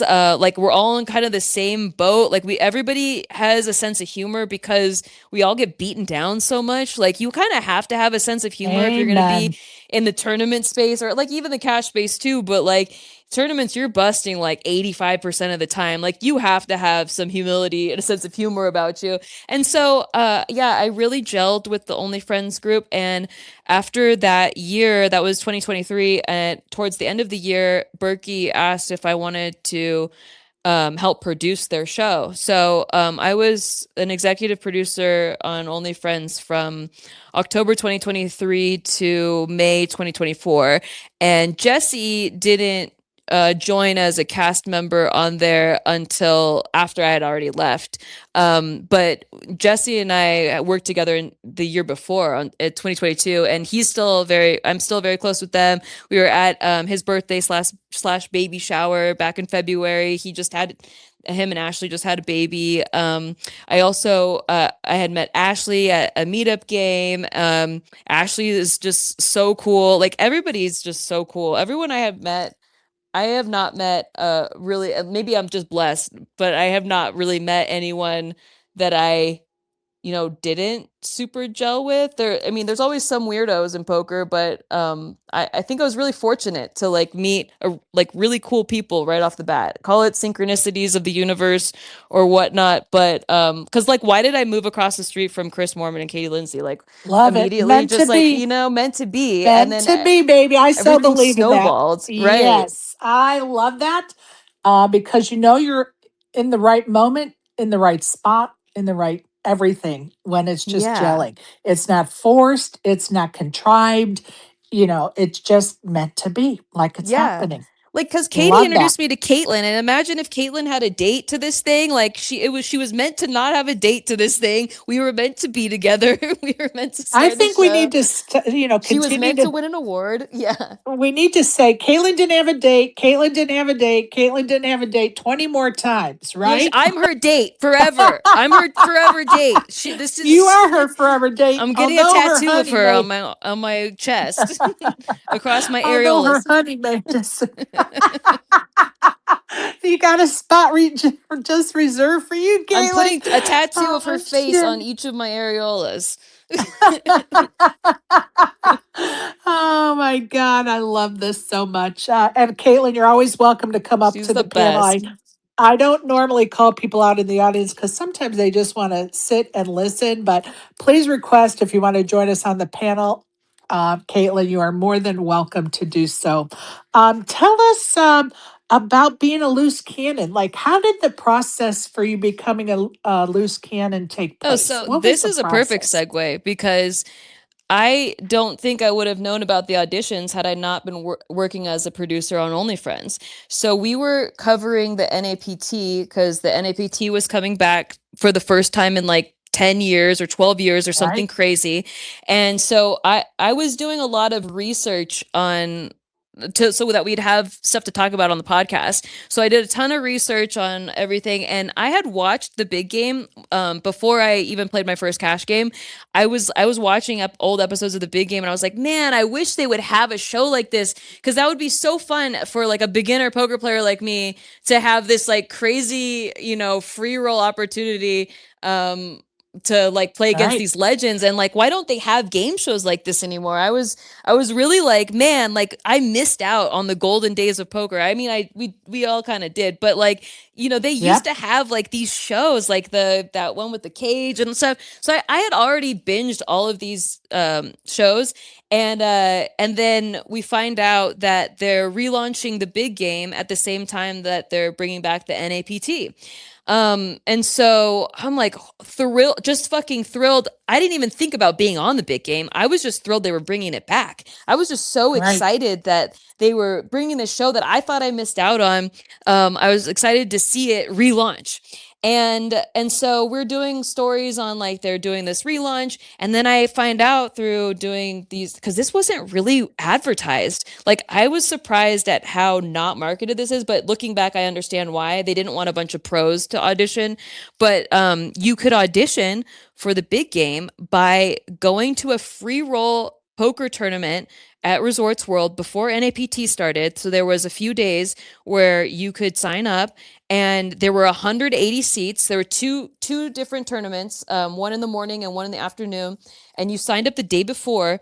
There were 180 seats, and not even all of those seats got filled. So yeah, it was weird because so it was a shootout tournament, and 180 seats, and I was there at 7 a.m. because I was like, oh my god, like I didn't know, like I could be on this show, like this is my chance, like to audition. You had to win your shootout at your table. So basically, it was like having 20 single table tournaments, but like you had sit and goes basically, because it was super turbo style. And you had to win a shootout to be able to audition for the rest of the show. Like, so they had the whole audition process that was on camera, but in order to even get to that point, you had to win the shootout. So I was like, all right, we got to win this shootout, and I had never played a shootout before. So I did ask Jesse Sylvia for some pointers. And I also asked Chris Moorman for some pointers, like, because they both had played this format. And Jesse said to really study like three-way spots, and shorthanded, like study shorthanded spots and study heads up. So I went to the Sims and and the solver, and I just started running drills on like three-way and heads up spots. And Chris said to play tight in the beginning and then get looser as people get eliminated. Look, like I said, you could get all the best advice in the world and go in there with that and just blow it all out the window. I lost most of my stack on a bluff right away. But right away, I bluffed into the nuts, like Chris was like, play tight and like play loose later. So I had to grind 10 big blinds basically the entire time. And I was just kicking myself like, man, I really blew my shot. Like I had been doing a bunch of, visualizations and like manifesting meditations before this. And I was like, man, I can't believe all that's down the drain. I just blew my shot. But I'm like, no, we're in it. We still have 10 big blinds. We have to luck box hard right now, but like we still have 10 big blinds. Okay, it's not over till it's over. So I really focused on like, we got to spend these 10 big blinds. But every time I would get chips, the blinds would go up. It was just constantly 10 big blinds and less. So towards the end, I was like, well, we just got to win flips. And we did. We just won flip after flip after flip. That was the time to run hot. Nice. And I did. And I was wearing Rampage's Luckbox sweatshirt. You know how he has that merch that was Luckbox, because Rampage is, calls himself a Luckbox. So I was channeling Luckbox energy. I was like, I just have to win so many flips right now. And I did. And then the hand that I ended up winning with was pocket fours. It was, it was another flip. It was pocket fours, and the board runs out. I cover him heads up, and we win. And that is Rampage's hand. And it was even the suits that he won his bracelet with. So the signs were everywhere there. So that was crazy. Amazing. And I love the kiss. I love Right? it. I It love. is so I random. And love I wouldn't have it's. even known Yep. about that audition if I hadn't been producing for OnlyFriends. And I wouldn't have known Right. OnlyFriends if I hadn't gone to the GPI Awards with Caitlyn. So, and I wouldn't have known As her Caitlyn date, we might add, as as her date, Caitlin's date, because she didn't have a date. because she did not have a date. And so, yeah. And then at that point, it's like, all right, well, I know how to audition. And I'm up against 18 poker players. And a lot of them have never been on camera before. And I don't know what they're going for. Like, part of me was like, I don't know if I'm overqualified, because even though I'm not a pro poker player at this point, I still like was kind of known in the poker community through Ace Holes and Right. through OnlyFriends. So it seemed like, I might have more experience than I actually did. But at that point, I had only been playing cash games. This was a cash game show, and I had only been playing cash games for like 2.5 years. And the biggest I had played was 2-5. Or I guess I did play 5, 10, 20 on Hustler, but that was a one-off. That was like after I'd already won that 6-figure score, and it was like, well, this is a tax write-off if I lose. But yeah, Well, what I need to ask you now, was that a Freudian slip? You said OnlyFans. I did say OnlyFans. I mean, it's really hard to. Am I the only one that caught that? Come on, people. Are you wishful thinking me to have one of those? I don't know, but some of our Get your audience mind out of the members, gutter, Sherry. you put it there. It You did. put I it mean, Well, we've seen those WPT Gold commercials. I'm just saying. How I'm gonna debut Caitlyn's face on my nipples is through my OnlyFans. You blew my cover. Hey, it all ties in to Caitlyn not having a date. Caitlyn Welcome, didn't have a Caitlyn. date. Okay, I've had about enough of this shit. And I would just like to set the record straight that I got a lot of dick around this time. If anything, probably too much.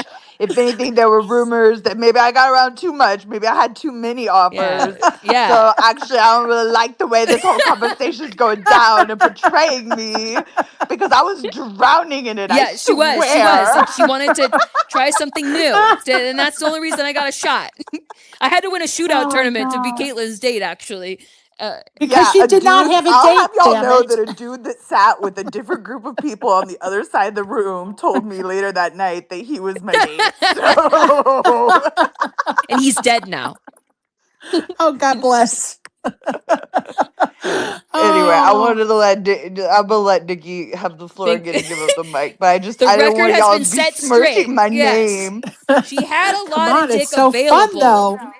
She I had the could have dick. had She just whoever didn't I take that dick wanted. that This is night. bullshit. She didn't want someone to be jealous if she had, she had so many options, and she didn't want one of, she can't blow her cover and make everyone It jealous. was, well, speaking of blowing, but anyway, she didn't want to have to make a choice. Exactly. But that moment was a catalyst for sure. And yeah, and then Katie being my neighbor, introducing me to Caitlyn, Love it just all happened. So kismet. Couldn't have planned it better. In fact, every time I plan something, such as going in with a strategy, that plan gets blown out of the water. So if anything, I've learned, like, it's cool to go in with the plan, and that's really cute, but like the universe has way different things planned for you, and sometimes it's a lot better. The universe is telling you to just show up and see what happens. Exactly. Like, do the work, but like, just know the work Yep. isn't always what gets you to the place. Like, be prepared, have the toolbox loaded, and then see what you need to do when you get there. Exactly. Okay, so I have to apologize to Caitlyn because I didn't think about doing this when I was getting Alan Kessler's signature on the quilt for Feeding the Homeless project I'm working on. But I hope both of you ladies stop by the WPA booth the day before or the day of the WSOP ladies event. I'll be at the booth. I want you both to come and sign the quilt for charity, please. Ooh, yeah, of course. Yeah. I would love that. And of course, you people in the audience already know you've been invited to come sign the Spaces t-shirt or my Peaches t-shirt or the Vegas Strong t-shirt. There's room for everybody, people. Room for everybody. All right. Somebody brought up the WPT Gold. We love this trolling X account. People know I do anyway. Yeah. Okay, so I kind of put a little teaser out there in my in my ads for the space today that I kind of have a harebrained idea, but I'm just kind of wondering, What kind of donation WPT Gold would make to my Feed the Homeless project via Poker Gives if I somehow attached a WPT Gold patch to Ooh. Jack Eiffel's back in the Wow. name of charity?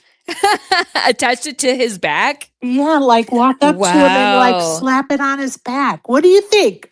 Cher, you're trying to Well, get banned? I was just gonna say, but I don't want to be banned, so he's got to know it's You for will get fucking banned from all charity. Caesar's property. I don't want to be banned, but if it's for charity, would he just roll with it? Come You think on. Jack Effel cares about the homeless that much? I don't know.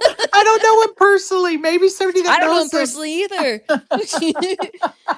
I But those don't want to dealers, be those banned. dealers look pretty starving, so I don't know. I don't know what's going on over there, but I don't want to be banned. I'm not doing something to be banned, but would he just humor me in the name of feeding the homeless? Come on. yeah, This come would on, be Jack Effel, come come on, have on. a Like heart. this would be such a I mean, just talk about laughing at ourselves. Come Yeah. on. This would be a moment that we could laugh at ourselves and maybe I could do some filming of me slapping it on the wrong person's back thinking it's him and come on, think about that as content. It would be pretty funny, And what I think would be funny is if you slapped it on his back and immediately a security guard comes over and right? covers it with black tape.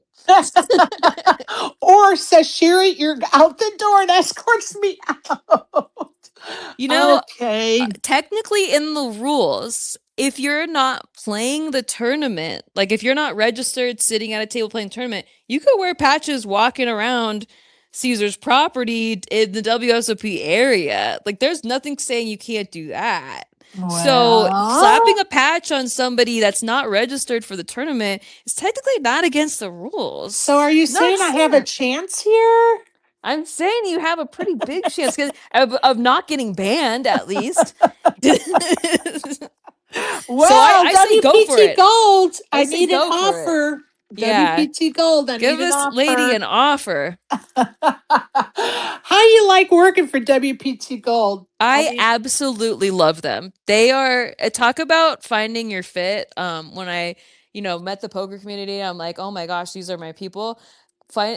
Working with WPT Gold is 100% my fit. And I know there's different aspects of the company where some people get rubbed the wrong way or whatever, but a disruptive marketing campaign hasn't really been done in poker. As far as I've seen with the bigger poker brands, they have been very corporate and buttoned up. So coming in here and taking a big swing like that is something I really admire. And they're gonna have some hits and misses, but overall, that type of disruptive marketing I think is just so great. And it's great for poker. It really gets the attention of people that are not in our tight little community. Right. People in the general public, because the stuff that happened last year that made mainstream headlines. So you're bad or whatever way you stand on how the marketing's gone down, it has been reaching people that are outside the poker community and gotten people interested and gotten eyeballs on our stuff. And for the stuff that happened last year, I feel like it got eyeballs on poker in general because it was WPT adding money to a prize pool of their competitor. So pretty crazy stuff, like adding not just money, but adding millions of dollars to a prize pool of their competitor. I thought It that was was pretty crazy. cool. Look, it was crazy. I think it was one of the best trolls ever of one company of another. Although I did see, of course, I think we'd have to all be living under a rock if we didn't understand the WSOP seeing it as detrimental to their publicity and their tournament. And then, of course, the bracelet didn't get awarded. So then the players lost out on a bracelet. So, I mean, the trickle down effect wasn't what we wanted, the initial idea. I thought, oh my God, this is fantastic. Like, what a great Yeah. troll for sure. Had that been the only example, I could stand by that stance, but that wasn't the only example. Mike Lavin earlier in the year, in this Yeah. series, he was the first one to win Yeah. the gold millions, and he won his gold million patch, his gold patch through a satellite. So he played versus over 3,000 people in an online field to get his golden ticket patch to be eligible to win the million, and then he had to final table and win. That's And right. he And did he did all it of that. earlier And in this he series. did it Like it earlier was, yeah, before the yeah, controversy one. And so like that should have been like the biggest story. On top of that, Gigi ran a very similar promotion the year before, where you could win an extra million by winning something online and then winning a bracelet. You could win an extra million. It was almost the exact same promotion. So who's to say what the players actually do when they come down to that heads up moment? Because like one was controversial and one wasn't. But the controversial one is being used to leverage this whole campaign against WPT. And look, I have friends on both sides. I have no ill will towards WSOP. But when the debate happens, when they say it's a dirty promo and stuff, they weren't saying that when Mike Lavin won, and they weren't saying that when they ran the same exact promo the year before. So I don't think that point really holds a ton of water if you're gonna look at the promo itself. What people did or didn't do, because that's all alleged. So like, what they did or didn't do, that's up for debate. But the actual promo, I don't think was dirty, and I thought that it was great marketing. And the odds of someone actually doing that were so slim. So like, even for that to happen, it was more about like the race for it to maybe happen that we thought would be cool. But right, Mike right. actually did it, and so he does not get talked about enough. But yeah, had the controversial bracelet winner been that whole thing been like the only example that we could cite, maybe we could have a debate. But the fact that it had been done, just weeks before, and nobody was calling it dirty then, makes me feel like that promo was not what was to blame. Well, and let me ask you this: who came up with the idea to do that promo? I will not reveal names. There was a whole group of Fair enough. people Fair on the enough. marketing team, but I have to ask the questions. I have to ask the I don't questions. know Fair if enough. I will give Fair enough. them reward or trouble by citing names. So Right, and I agree with you. I'm But I have to protecting ask the question, Nick. I have to ask the question. All right, I some saw very smart people. Isaac. I think you had your hand up first. Did you have a question or comment, buddy? I don't know. I think I was just testifying to all of this, but yeah, no. We good. We good. Go ahead. Go ahead. Okay, We all Thank good. you. thank you, Isaac. All right, ASG, go ahead. Yeah, and I know I brought it up at the time too, but none of this would have even been a noticeable scandal or controversy if they, it just happened to be that, like, if this was this year, judging by the coverage I've seen so far, they wouldn't have even streamed that table. Nobody would have known. True. We can't even argue that point, can we? I don't care about the Millie Maker. What are you talking about? Someone's winning their 15th 250K bracelet. Oh, that's such a valid point. Sad but true, That's so ASG. funny. Oh my God, it's so sad but true. What did you think about Blez's comments about the seniors event, watching the seniors event? I did not get a chance to watch it. I was actually out of town for a wedding. But I've seen like people commenting tweets online, and I'm gonna go with if people I like were a little offended, then maybe it was a little offensive. But I personally have not seen or watched it yet, so Got it. Got it. cannot attest from personally. Got it. Yeah, I'm offended. I'm offended. Like we Yeah, got to do better. We got to do better. can you give us a recap of what happened? We kind of we deserve better from our booth, right? And when you have somebody in the booth saying that they're not going to call the action when they go over to the seniors table because they're mad that their seniors table is being highlighted right now on the live feed instead of the 250K, that they're not even going to call the action on it, because after all, who wants to watch a seniors event? Nobody. Oh, yeah, that's not great. And Not a of great look. course, I'm paraphrasing, but I'm just going to tell you, the family, the friends, people that are just poker. I'll watch any tournament in a live feed, for God's sakes.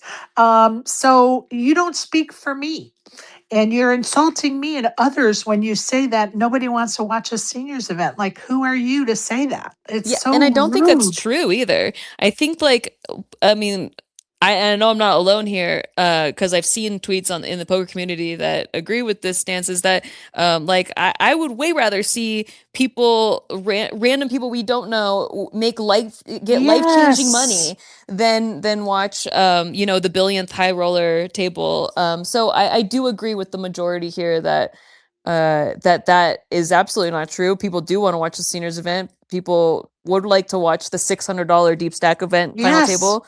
Yes. I But want to watch it all. And I want to watch the 250K. Like we shouldn't even, it's not even, yeah, we shouldn't have to be exactly. forced to choose, right? I wouldn't be. I'm not shitting on the 200K Oh, I either. know But you're if not. it's Yeah, like, I know you're not. if it's like we belittling one and highlighting the other, it's like, well, of the two, we see way more Triton events, high roller events than any other event ever. Like, would it kill them for like this one time of the year to like watch us see the next Chris Moneymaker in action? Like, that would be really cool. Right. And don't forget the stories behind those players at those final tables, whether it's the 250K or the 10K or the $500 Colossus. Those stories are what we're interested in, and the players. Doesn't matter. We're gonna watch it. If you broadcast it, we will come. Yeah. Honestly, and don't insult me as an audience member. Like fuck off. Honestly. And Eh, the team is great over there, and I know they're trying their best, and they're doing a Yes. great job with what they have. Like, I really am excited that ESPN is tied in right now. Despite it being a competitor and then like not letting us wear patches and stuff. I do think overall, for the greater good, this ESPN deal is great, and I know that they are taking that Yes. very seriously and working very hard behind the scenes. And I love the people that are working on all of the production. And what I'm hoping, and I don't know if this is true, but what I'm hoping is that, when they sell it to ESPN, they're going to have edited clips and all this stuff. That maybe they'll highlight the stories of these people at the final table. We don't really get to see that live. Like they can't Right. do all that stuff live streamed. But I would love it if like their return to ESPN highlighted stories, and who knows what they have up their sleeve. I know that they're all very excited over there about it. So I'm thinking that they have more than what we're seeing. 100%. Totally agree with you. And they're working around the clock on behalf of us to provide great content. I mean, Jeff And Platt is working around the clock down in that yeah, parking lot. I Yeah, know that's I've seen right. he's about lifting those gates. He's getting the people out of there. He's a man I'm of the telling you, people. I'm thinking about going down there and charging $20 and I'll lift the gate for you. Come on.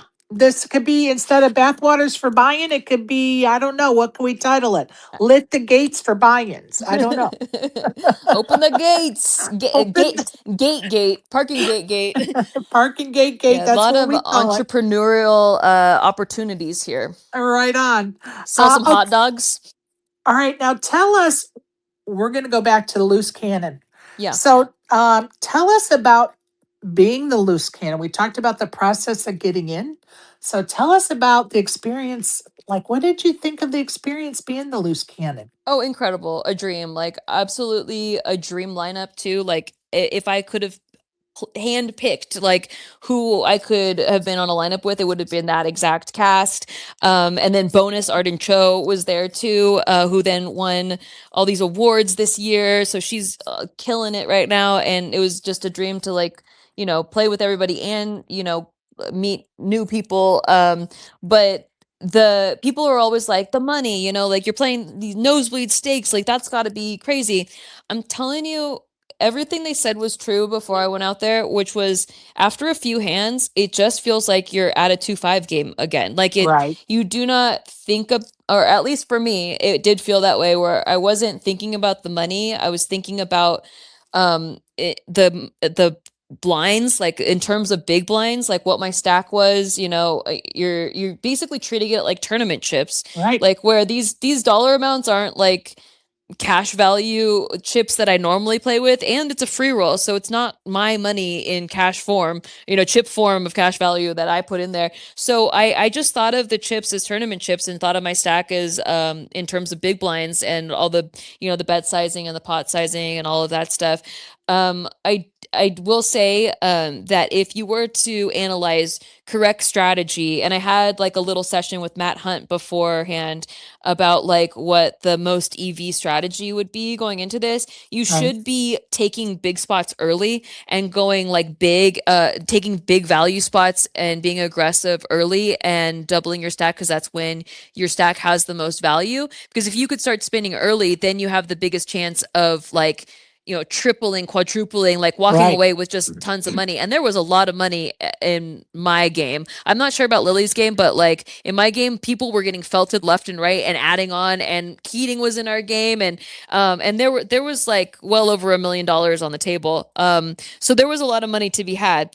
The thing that I valued the most, though, I appreciated the talk on expected value, monetarily speaking, but to win $100,000, I'm like, what's the most I could win, or what's a reasonable amount? Winning $100,000, let's say my free roll was for 50K, so let's say I double that. To me, and you know, I was blessed enough to say that that was not life-changing money for me, but what was life-changing was the experience of getting to play with those legendary players, and the experience of like doing a TV show. And I was the first, I didn't really think about this till I was going on, and this is what made me a little nervous, was that I am the relaunch episode. Like I am the inaugural episode of this show everyone loved that we're bringing back for the first time. So I wanted them to feel like they made the right choice. And a lot of the reason I got picked was because I have a lot of on camera experience. And so what I like most at the table just happened to coincide with what they wanted most in their show, which is that I like having fun at the table. So many times, the biggest compliment that I could get, and I hear this very often, and it's always rewarding every time, is just random players being like, "This is the most fun I've ever had at a poker game," and I feel like the table talk has a lot to do with that. And so I really love the banter and the table talk, and that's what I liked about the show. And so I really got to have, as starstruck as I was to get to play with these players, I really got to have moments of, you know, messing with Phil Hellmuth, messing with Alan Keating. You know, Jennifer Tilly is a dream, a gem. I would never mess with her, but she was really fun. Like the bantering, we got to almost pick on some of the guys and stuff, and like have little jokes, like how Phil was being too tight and he was like mild salsa. I can't remember what it was, but you know, just all of those moments are priceless. I could not put a dollar amount on that. And so for me, the EV was in the experience and having fun, and money would just be a bonus. And I think that I maximized my EV there, and I was very happy about that, and Good for you. would never trade anything. Good for you. And could you tell me why there is 150 hands only? Like, why is there 150 hands? They have to cut it off somewhere, and so it does add to the strategy of the game, because when you know that there's only 10 hands left, if you're down and you know that you can't keep any money that you're down, like, because you can only keep the profit after the 50K, right? So like if you are at 49K, you don't get that money. So if you're down even a couple $100, your incentive is to start playing every hand.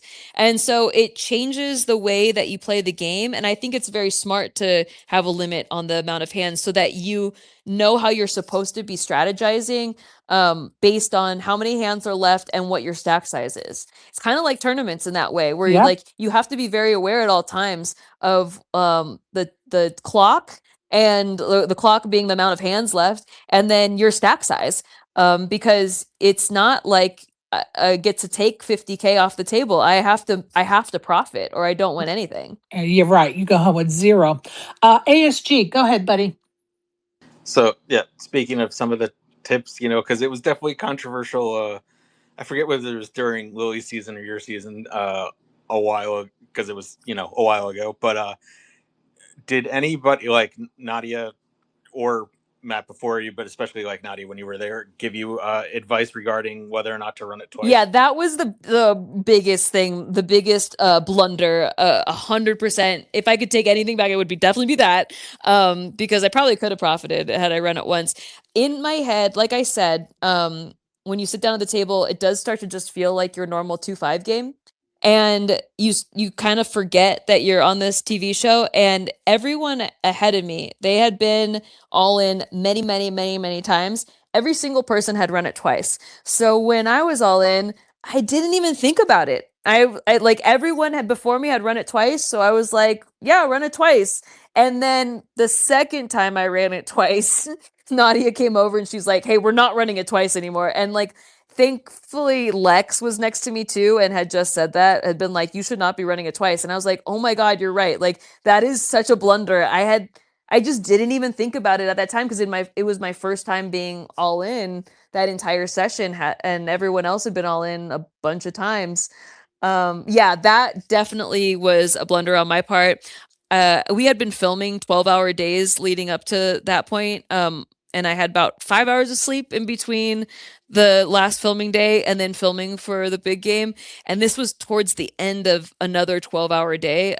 It only looks like not that long on camera, but because we're filming, it took 12 hours to film those 150 hands. So we're down to the last 10 hands and it's been a long day. I definitely was not thinking properly at that moment. But yeah, don't fucking run it twice if you're down. Lesson learned. Lesson I'm learned. tattooing "run it once" next to Caitlyn's face on my tits. And that all started because Caitlyn didn't have a date. I blame Caitlyn for not having a date, honestly. Like, I would have... You motherfuckers.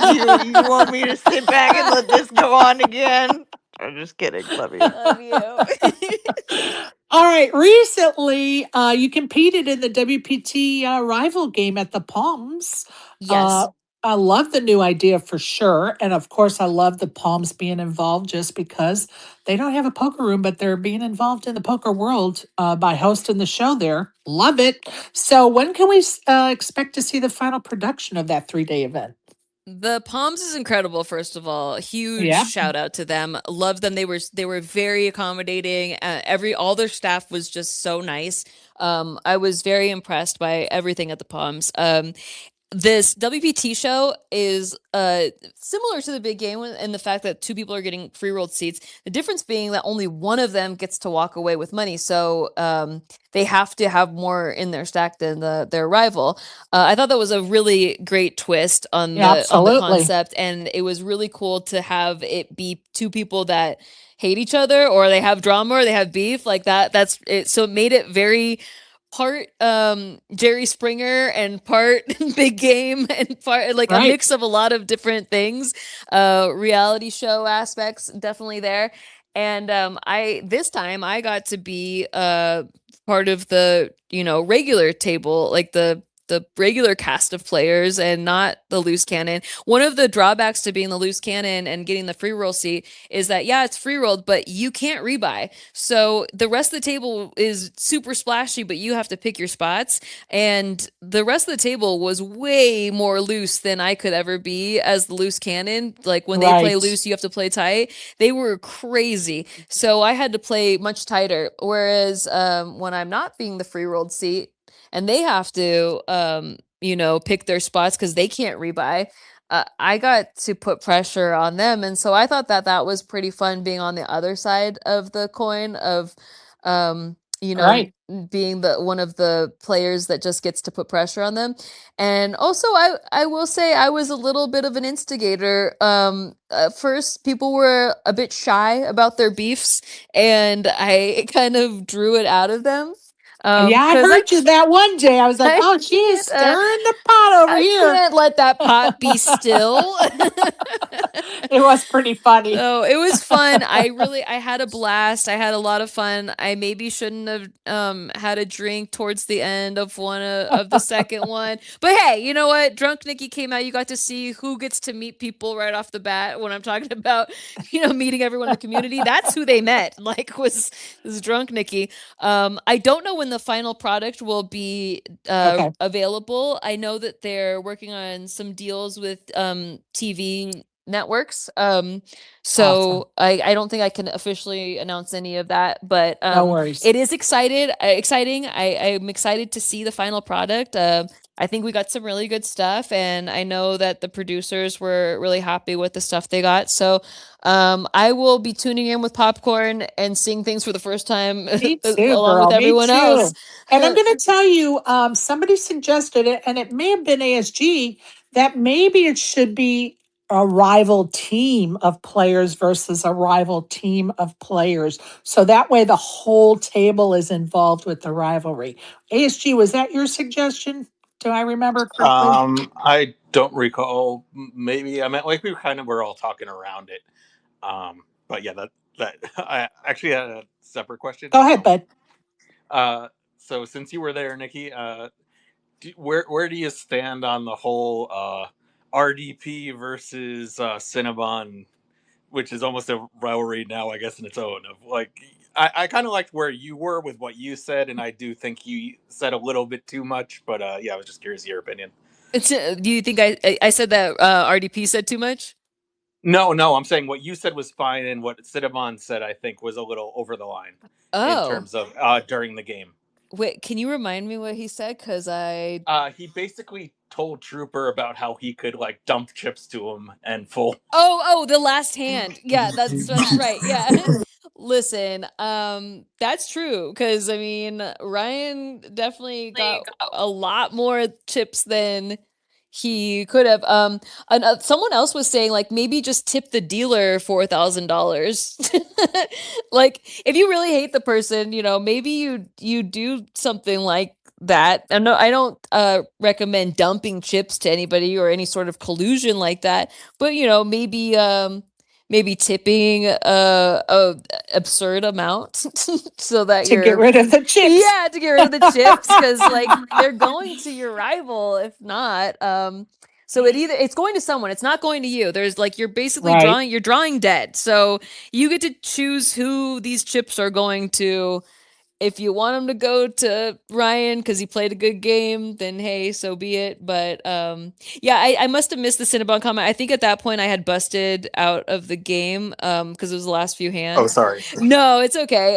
So I didn't hear the table talk that went down before that. But strategy wise, yeah, I mean, unless you basically Cinnabon gave that as a possibility, and Ryan was like, "Hey, shut up," like if he wants to figure that out on his own, cool. But like, right. I mean, when I was losing towards the end of the big game, I really appreciated Lex being like, "You should be playing every hand," and I'm like, "You're so right."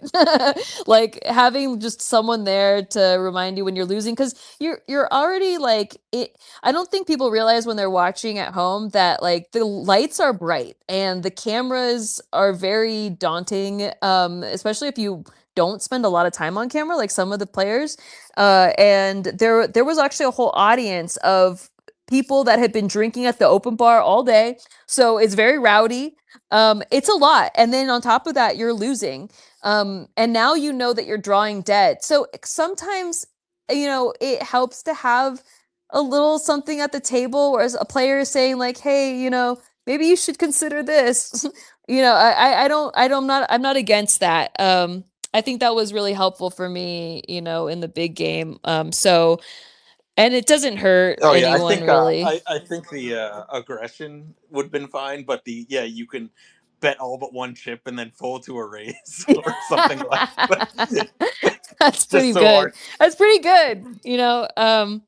That's funny. I know, it's pretty funny. I think it makes for good TV. I mean, regardless, I lost a lot on stream, but it made for good TV. I tried some stuff for the first time that I would never have tried in a regular cash game, but I thought like maybe I could put pressure on the rivals. And, I played some silly spots. And, regardless of the actual poker at stake, at the end of the day, it's a TV show.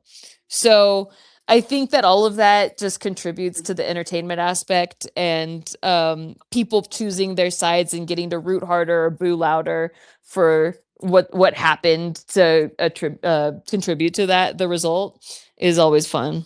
I love it. Okay. And also, obviously, same way as before, you don't need to say who it was if it wasn't. But Was Rigby's shirt his idea completely, or was that a group effort?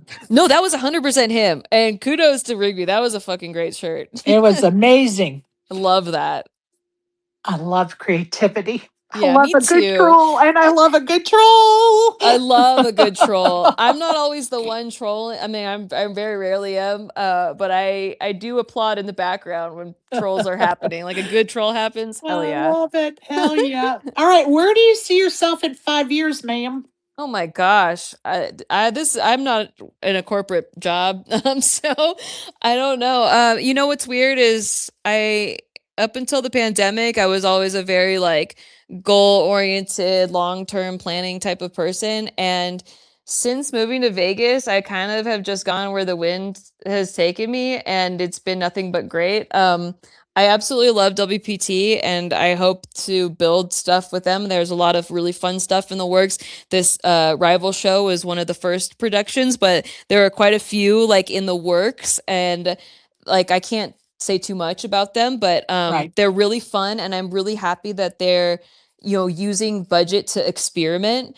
I think the poker community really would love that and deserves that, and would just be so ecstatic to, or should be at least so ecstatic to have these shows back, like to have those game shows. Like when I was watching the big game, Hell and like, yes. man, they don't have this anymore. They're bringing more of that back, and they're taking a big swing with investing in these productions coming up, and I couldn't be more excited to see how it all unfolds. And I really love being part of building that with them. And so if I could, project an ideal version of 5 years, it would be like continuing to build with WPT and all the production stuff that they're doing, because that is my background, is production and content creation and content marketing, like all of that stuff.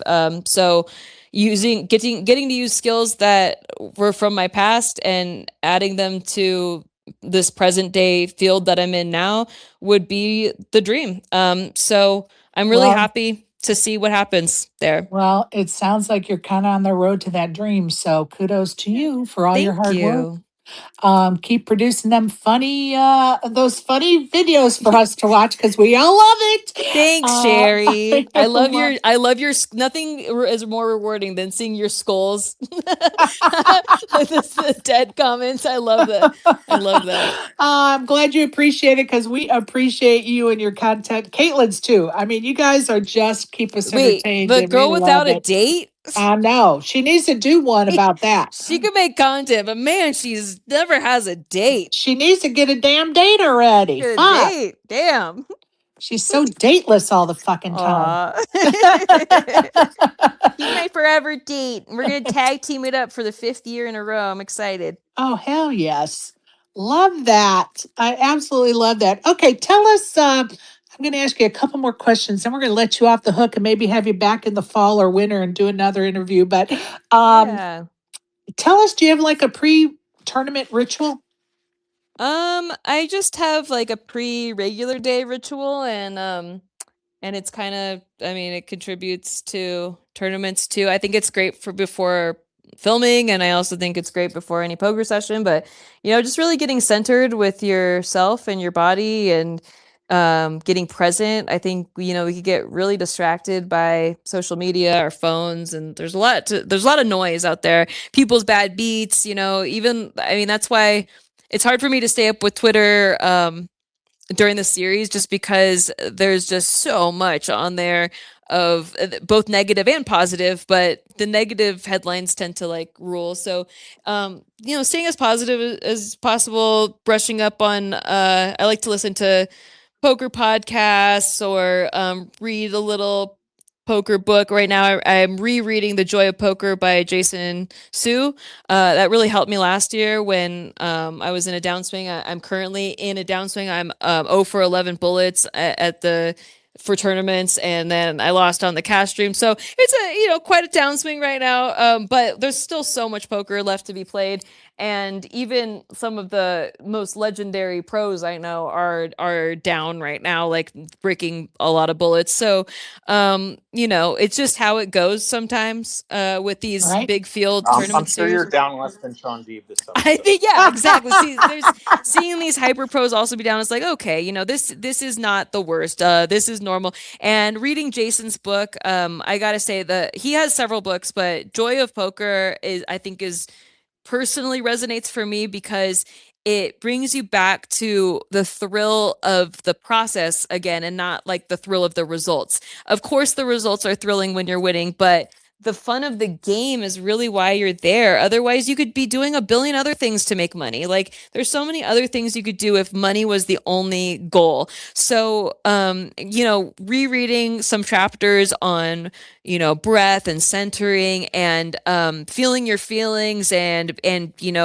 celebrating the little wins, like celebrating the pots. I think like a lot of times we numb ourselves because we don't want to be so sad when we lose. So we also numb ourselves to being happy when we win. And I think that is not good. Like you think it's making you a more logical person, but it's actually just stifling a bunch of emotions that are going to come out some way or another. Like the emotions don't go away just because you're saying, I don't feel this. I shouldn't feel this because I played correctly. So I lost, just because I lost a pot does not mean it's bad. Okay, well, I'm allowed to feel bad for losing the pot. Like just Right feel on. bad. Just feel like, and like, That yeah, it sucked. sucked. And then it goes That away, sucked. then you don't have to build tilt.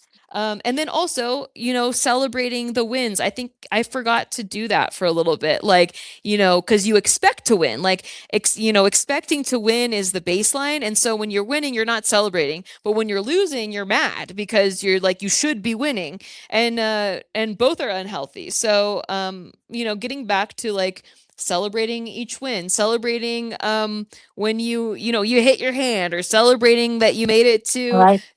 late reg or dinner break or bagging chips, just all the little things along the way that made the game fun for you in the beginning. They should still, make the game fun for you now. Otherwise, maybe question why you're doing this. And I really liked the way that he worded everything in there, because he really speaks to how a lot of us are feeling when we're playing. It's all fun and dandy to say, like, don't let the results bother you, because all that should matter is if you played plus EV. Well, it does bother you actually. So like just feel it, and then find these ways to get grounded again, get present again, and celebrate the joy of winning as well. And I think it's been really, No really truer helpful. words. So reading stuff like that before playing a tournament. In fact, I'm playing the Millie Maker today, and like I said, I've yet to put points on the board. I'm 11 bullets in, and that's annoying. But Well, let me just tell you that now you've hung out in spaces, you're going to have spaces run big. yeah, So today is going to be the start of your spaces I run love big. it. Just a I'm newsflash for celebrating you. this win. I loved having this conversation with you guys, and thank you all so much for listening. I'm happy to be here. Well, we are appreciative that you are. And believe me, we're watching you because we love your comedy. We love your enthusiasm, your love of the game.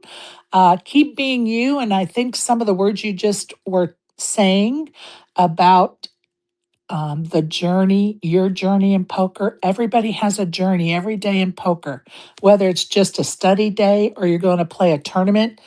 Today is your journey, Yeah. that next And you chapter. never And know. Like you just don't that's know. Like right. you have to just keep a playful, curious energy. Like even Yep. when I final tabled, that was the second event I had ever played at WSOP. When I final tabled that 600, one bullet, $600 buy-in, Love it. for a six-figure win. But during that tournament, I have Instagram stories archived to prove this. But I'd bricked my first two tournaments, two tournament entries at the WSOP, and they were big for me. It was $500 each. It was the housewarming, and I was like, man, maybe I'm not cut out for this. Maybe these fields are too big. Maybe I should just stick to cash.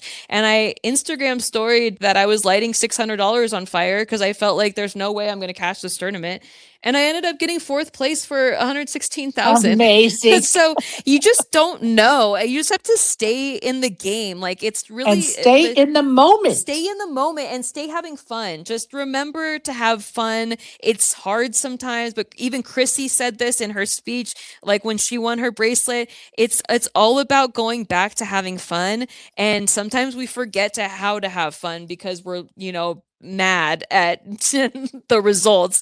But Right. whatever in the moment that you can have fun with or find playfulness in or find joy in, even if it's like commiserating with like, other people at the table, but in a fun, playful way, I think is just you'll be surprised at what unfolds for you.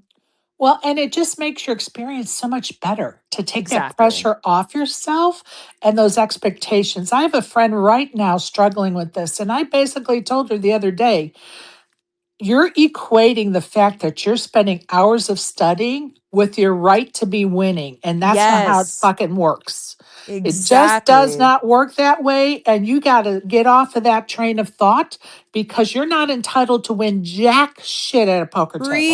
Preach. That's And something that you do have to sit at the yep, poker table to get that experience, to learn yep, that, because it does feel very unjust and unfair that how come you put all these hours in and yep, some, drunk guy from Mississippi is here on a family vacay and yep. winning all the pots? Well, With because he's nine having deuce fun. and jack three, and Yeah, he's not playing correctly. He doesn't deserve to win those chips. Oh, you're going to have a really hard time.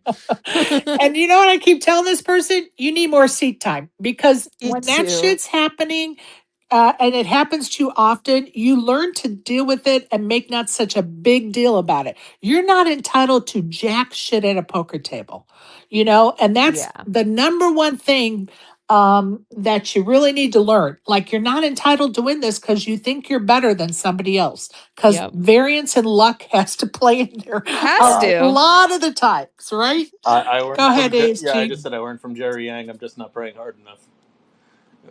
Yeah. You're not asking for your one time loud enough. Right. All right. I'm going to go around. Any of my speakers want to ask or ask Nikki a question or make a comment? Because we're going to let her go. Go ahead, Joey. Nikki, you are a legendary angelic presence, both on and off the felt, and you know that. Oh, thank Um, you. and I just I have to ask you a question for advice. So I coach mid-stakes women's intuitive poker that are making the transition from playing cash to tournaments. Wow, this sounds familiar. Yeah, it does, Yeah, right? hey, anybody looking for a coach? Joey is a coach. It's so hard to find a coach. Right. So a lot of my mentees are having problems coming out of their shell. Like, what advice would you have for them? Are you saying like as a woman coming out of their shell because like they're intimidated at the table, or are you saying more as like a 100%. begin? Yes, exactly. You Yeah. got it. Yeah, that one is a little tough because I had a lot of experience. I did stand up for 10 years, and so hecklers in a male dominated industry was just something that I was very used to coming into this, and I actually get a thrill when people come at me. Like I don't know why. It like tickles me that they're like no one could be meaner to me than I'm mean to me. So I am so excited that you think you can try. But I understand that it's not like that for a lot of people, and it can be very intimidating if you haven't, you know, conditioned yourself to be in a male dominated field with a lot of money at stake too. I mean, there's a lot of pressure points going on here, and there is a lot of societal conditioning that if you lived in a pretty traditional way before, it is a very different environment to be into. But at the end of the day, I think the more work you can do on yourself, that you are you and you're not defined by being a woman. And if some jackass is like just being mean to you, they look stupid, like they look dumb. And I just would, put on some headphones and get back to like what you trained on. But I think that like just in my head, like knowing that they look dumb, it helps a lot. And then if no one's looking dumb and they're just intimidated in general, like if they're just kind of like in a shell in general, that's okay. So are a lot of people, even like male or female. If there's a lot of people at the table that are just putting on they're just as intimidated and they're trying to hide it. So you're in the same boat as a lot of the guy players at the table as well. And I think sometimes we forget that because they blend in better with the people that have the confidence. The guys are all wearing hoodies, so like a guy that's being quiet at the table, you don't know if he's nervous or if he's a killer. So but as a woman, if when you come to the table, there aren't a lot of female players and a lot of them aren't faces you've seen before, so you're just gonna assume they're a beginner. And I think that part is like the part that people struggle with. But so what? I think what helps is having a little saying that gets you back grounded. You could say like "so what" is a great one. Like I say that to my thoughts all the time. Like and Jason Sue's book, actually, he says like when you have a thought like, oh, maybe I don't belong here, or like maybe these are too high of stakes for me, instead of owning that thought, you reframe it and say, I'm having the thought that I don't belong here. I'm having the thought that I shouldn't be playing high stakes. And it separates you from the thought that you're having. And then you could decide like whether that's true or not. Like, maybe that's not true. Maybe I do belong here. Maybe the opposite is true. Like maybe I do belong here. What would that look like? If I did belong here, what would that look like? If I did belong at high stakes, like what would that look like? And it kind of puts you in a different not only mindset, but a different vibe. Like the way you feel inside starts to shift. That like let's pretend that you do belong at this table. That's kind of fun. Another trick that I heard from somebody from like this was like a general TikTok that I saw, but it kind of made me laugh enough to like try it at the table, was when you're having like a nervous moment. Like let's say like I'm at a table with Alex Foxen or something, and like we're in a pot and I'm so intimidated because I'm like, wow, he's like a way better player than me. To pretend that in a past life you were like the best of your field. So it was like the best of your field. So let's pretend in a past life I was the best poker player alive and I reincarnated just to prove it again. So like I'm at the table and like I don't care Alex Foxen's there. I was a way better player than him in a past life, and I'm like, people don't even know I'm undercover right now. Like, it's the funny part is they don't even know how good of a player I am because I reincarnated I as love this that. weirdo girl. I Oh my absolutely God. love that. We do love that. I love it.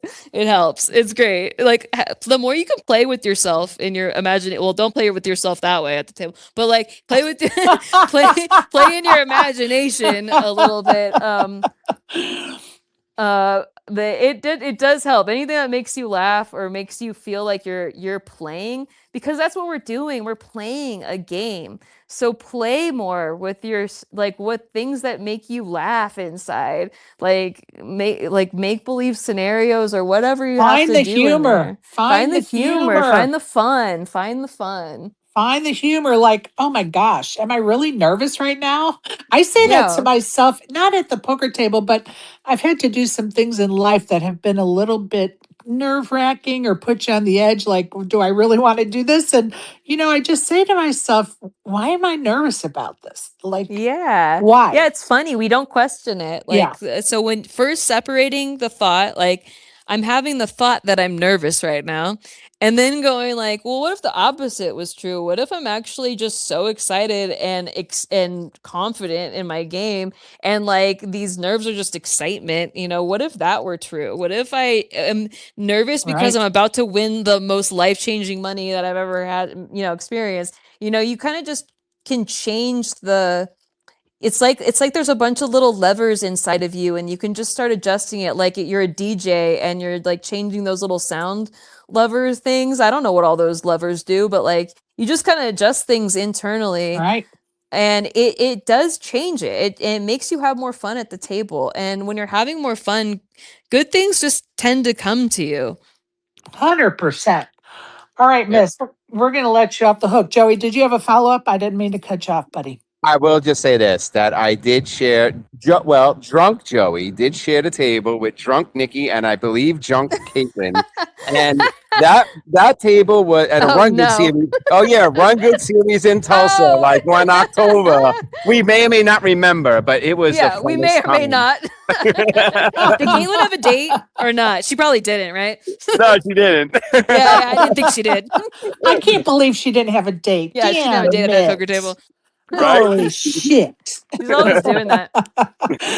All right, you guys. Nikki, appreciate you and your time. Caitlin, too, and Joey and ASG and Player, Playful Primates, Isaac, and everybody that's joined us today. Thank you for your time. Nikki, I hope to see you when I get there next week. If you Yes. come sign the quilt. If you want to bring me a WPT Gold t-shirt, I'll try to get it on the next quilt. Hint, hint. Definitely, I will definitely maybe possibly do that. And of course, we'll be looking for that WPT Gold donation for the patch on Jack's back kind of thing. Hell yeah. So somebody could DM me about that because it certainly would be fun. But I'm Get not in there. doing it if I get in trouble. I'm definitely going to make sure I won't get in trouble because I don't want to get in trouble. I'm a baby. Yes, indeed. But Nikki, good luck today. Spaces run good. Thank Appreciate you and your Everybody time. run good. Hope for the best for all of you. Have fun out there and, be weird. Be fucking Be weird. fucking weird. Be fucking weird. Caitlin, appreciate you as well. All right, you guys, we're signing off. You get a Okay. chip, you get a chip, you get a chip.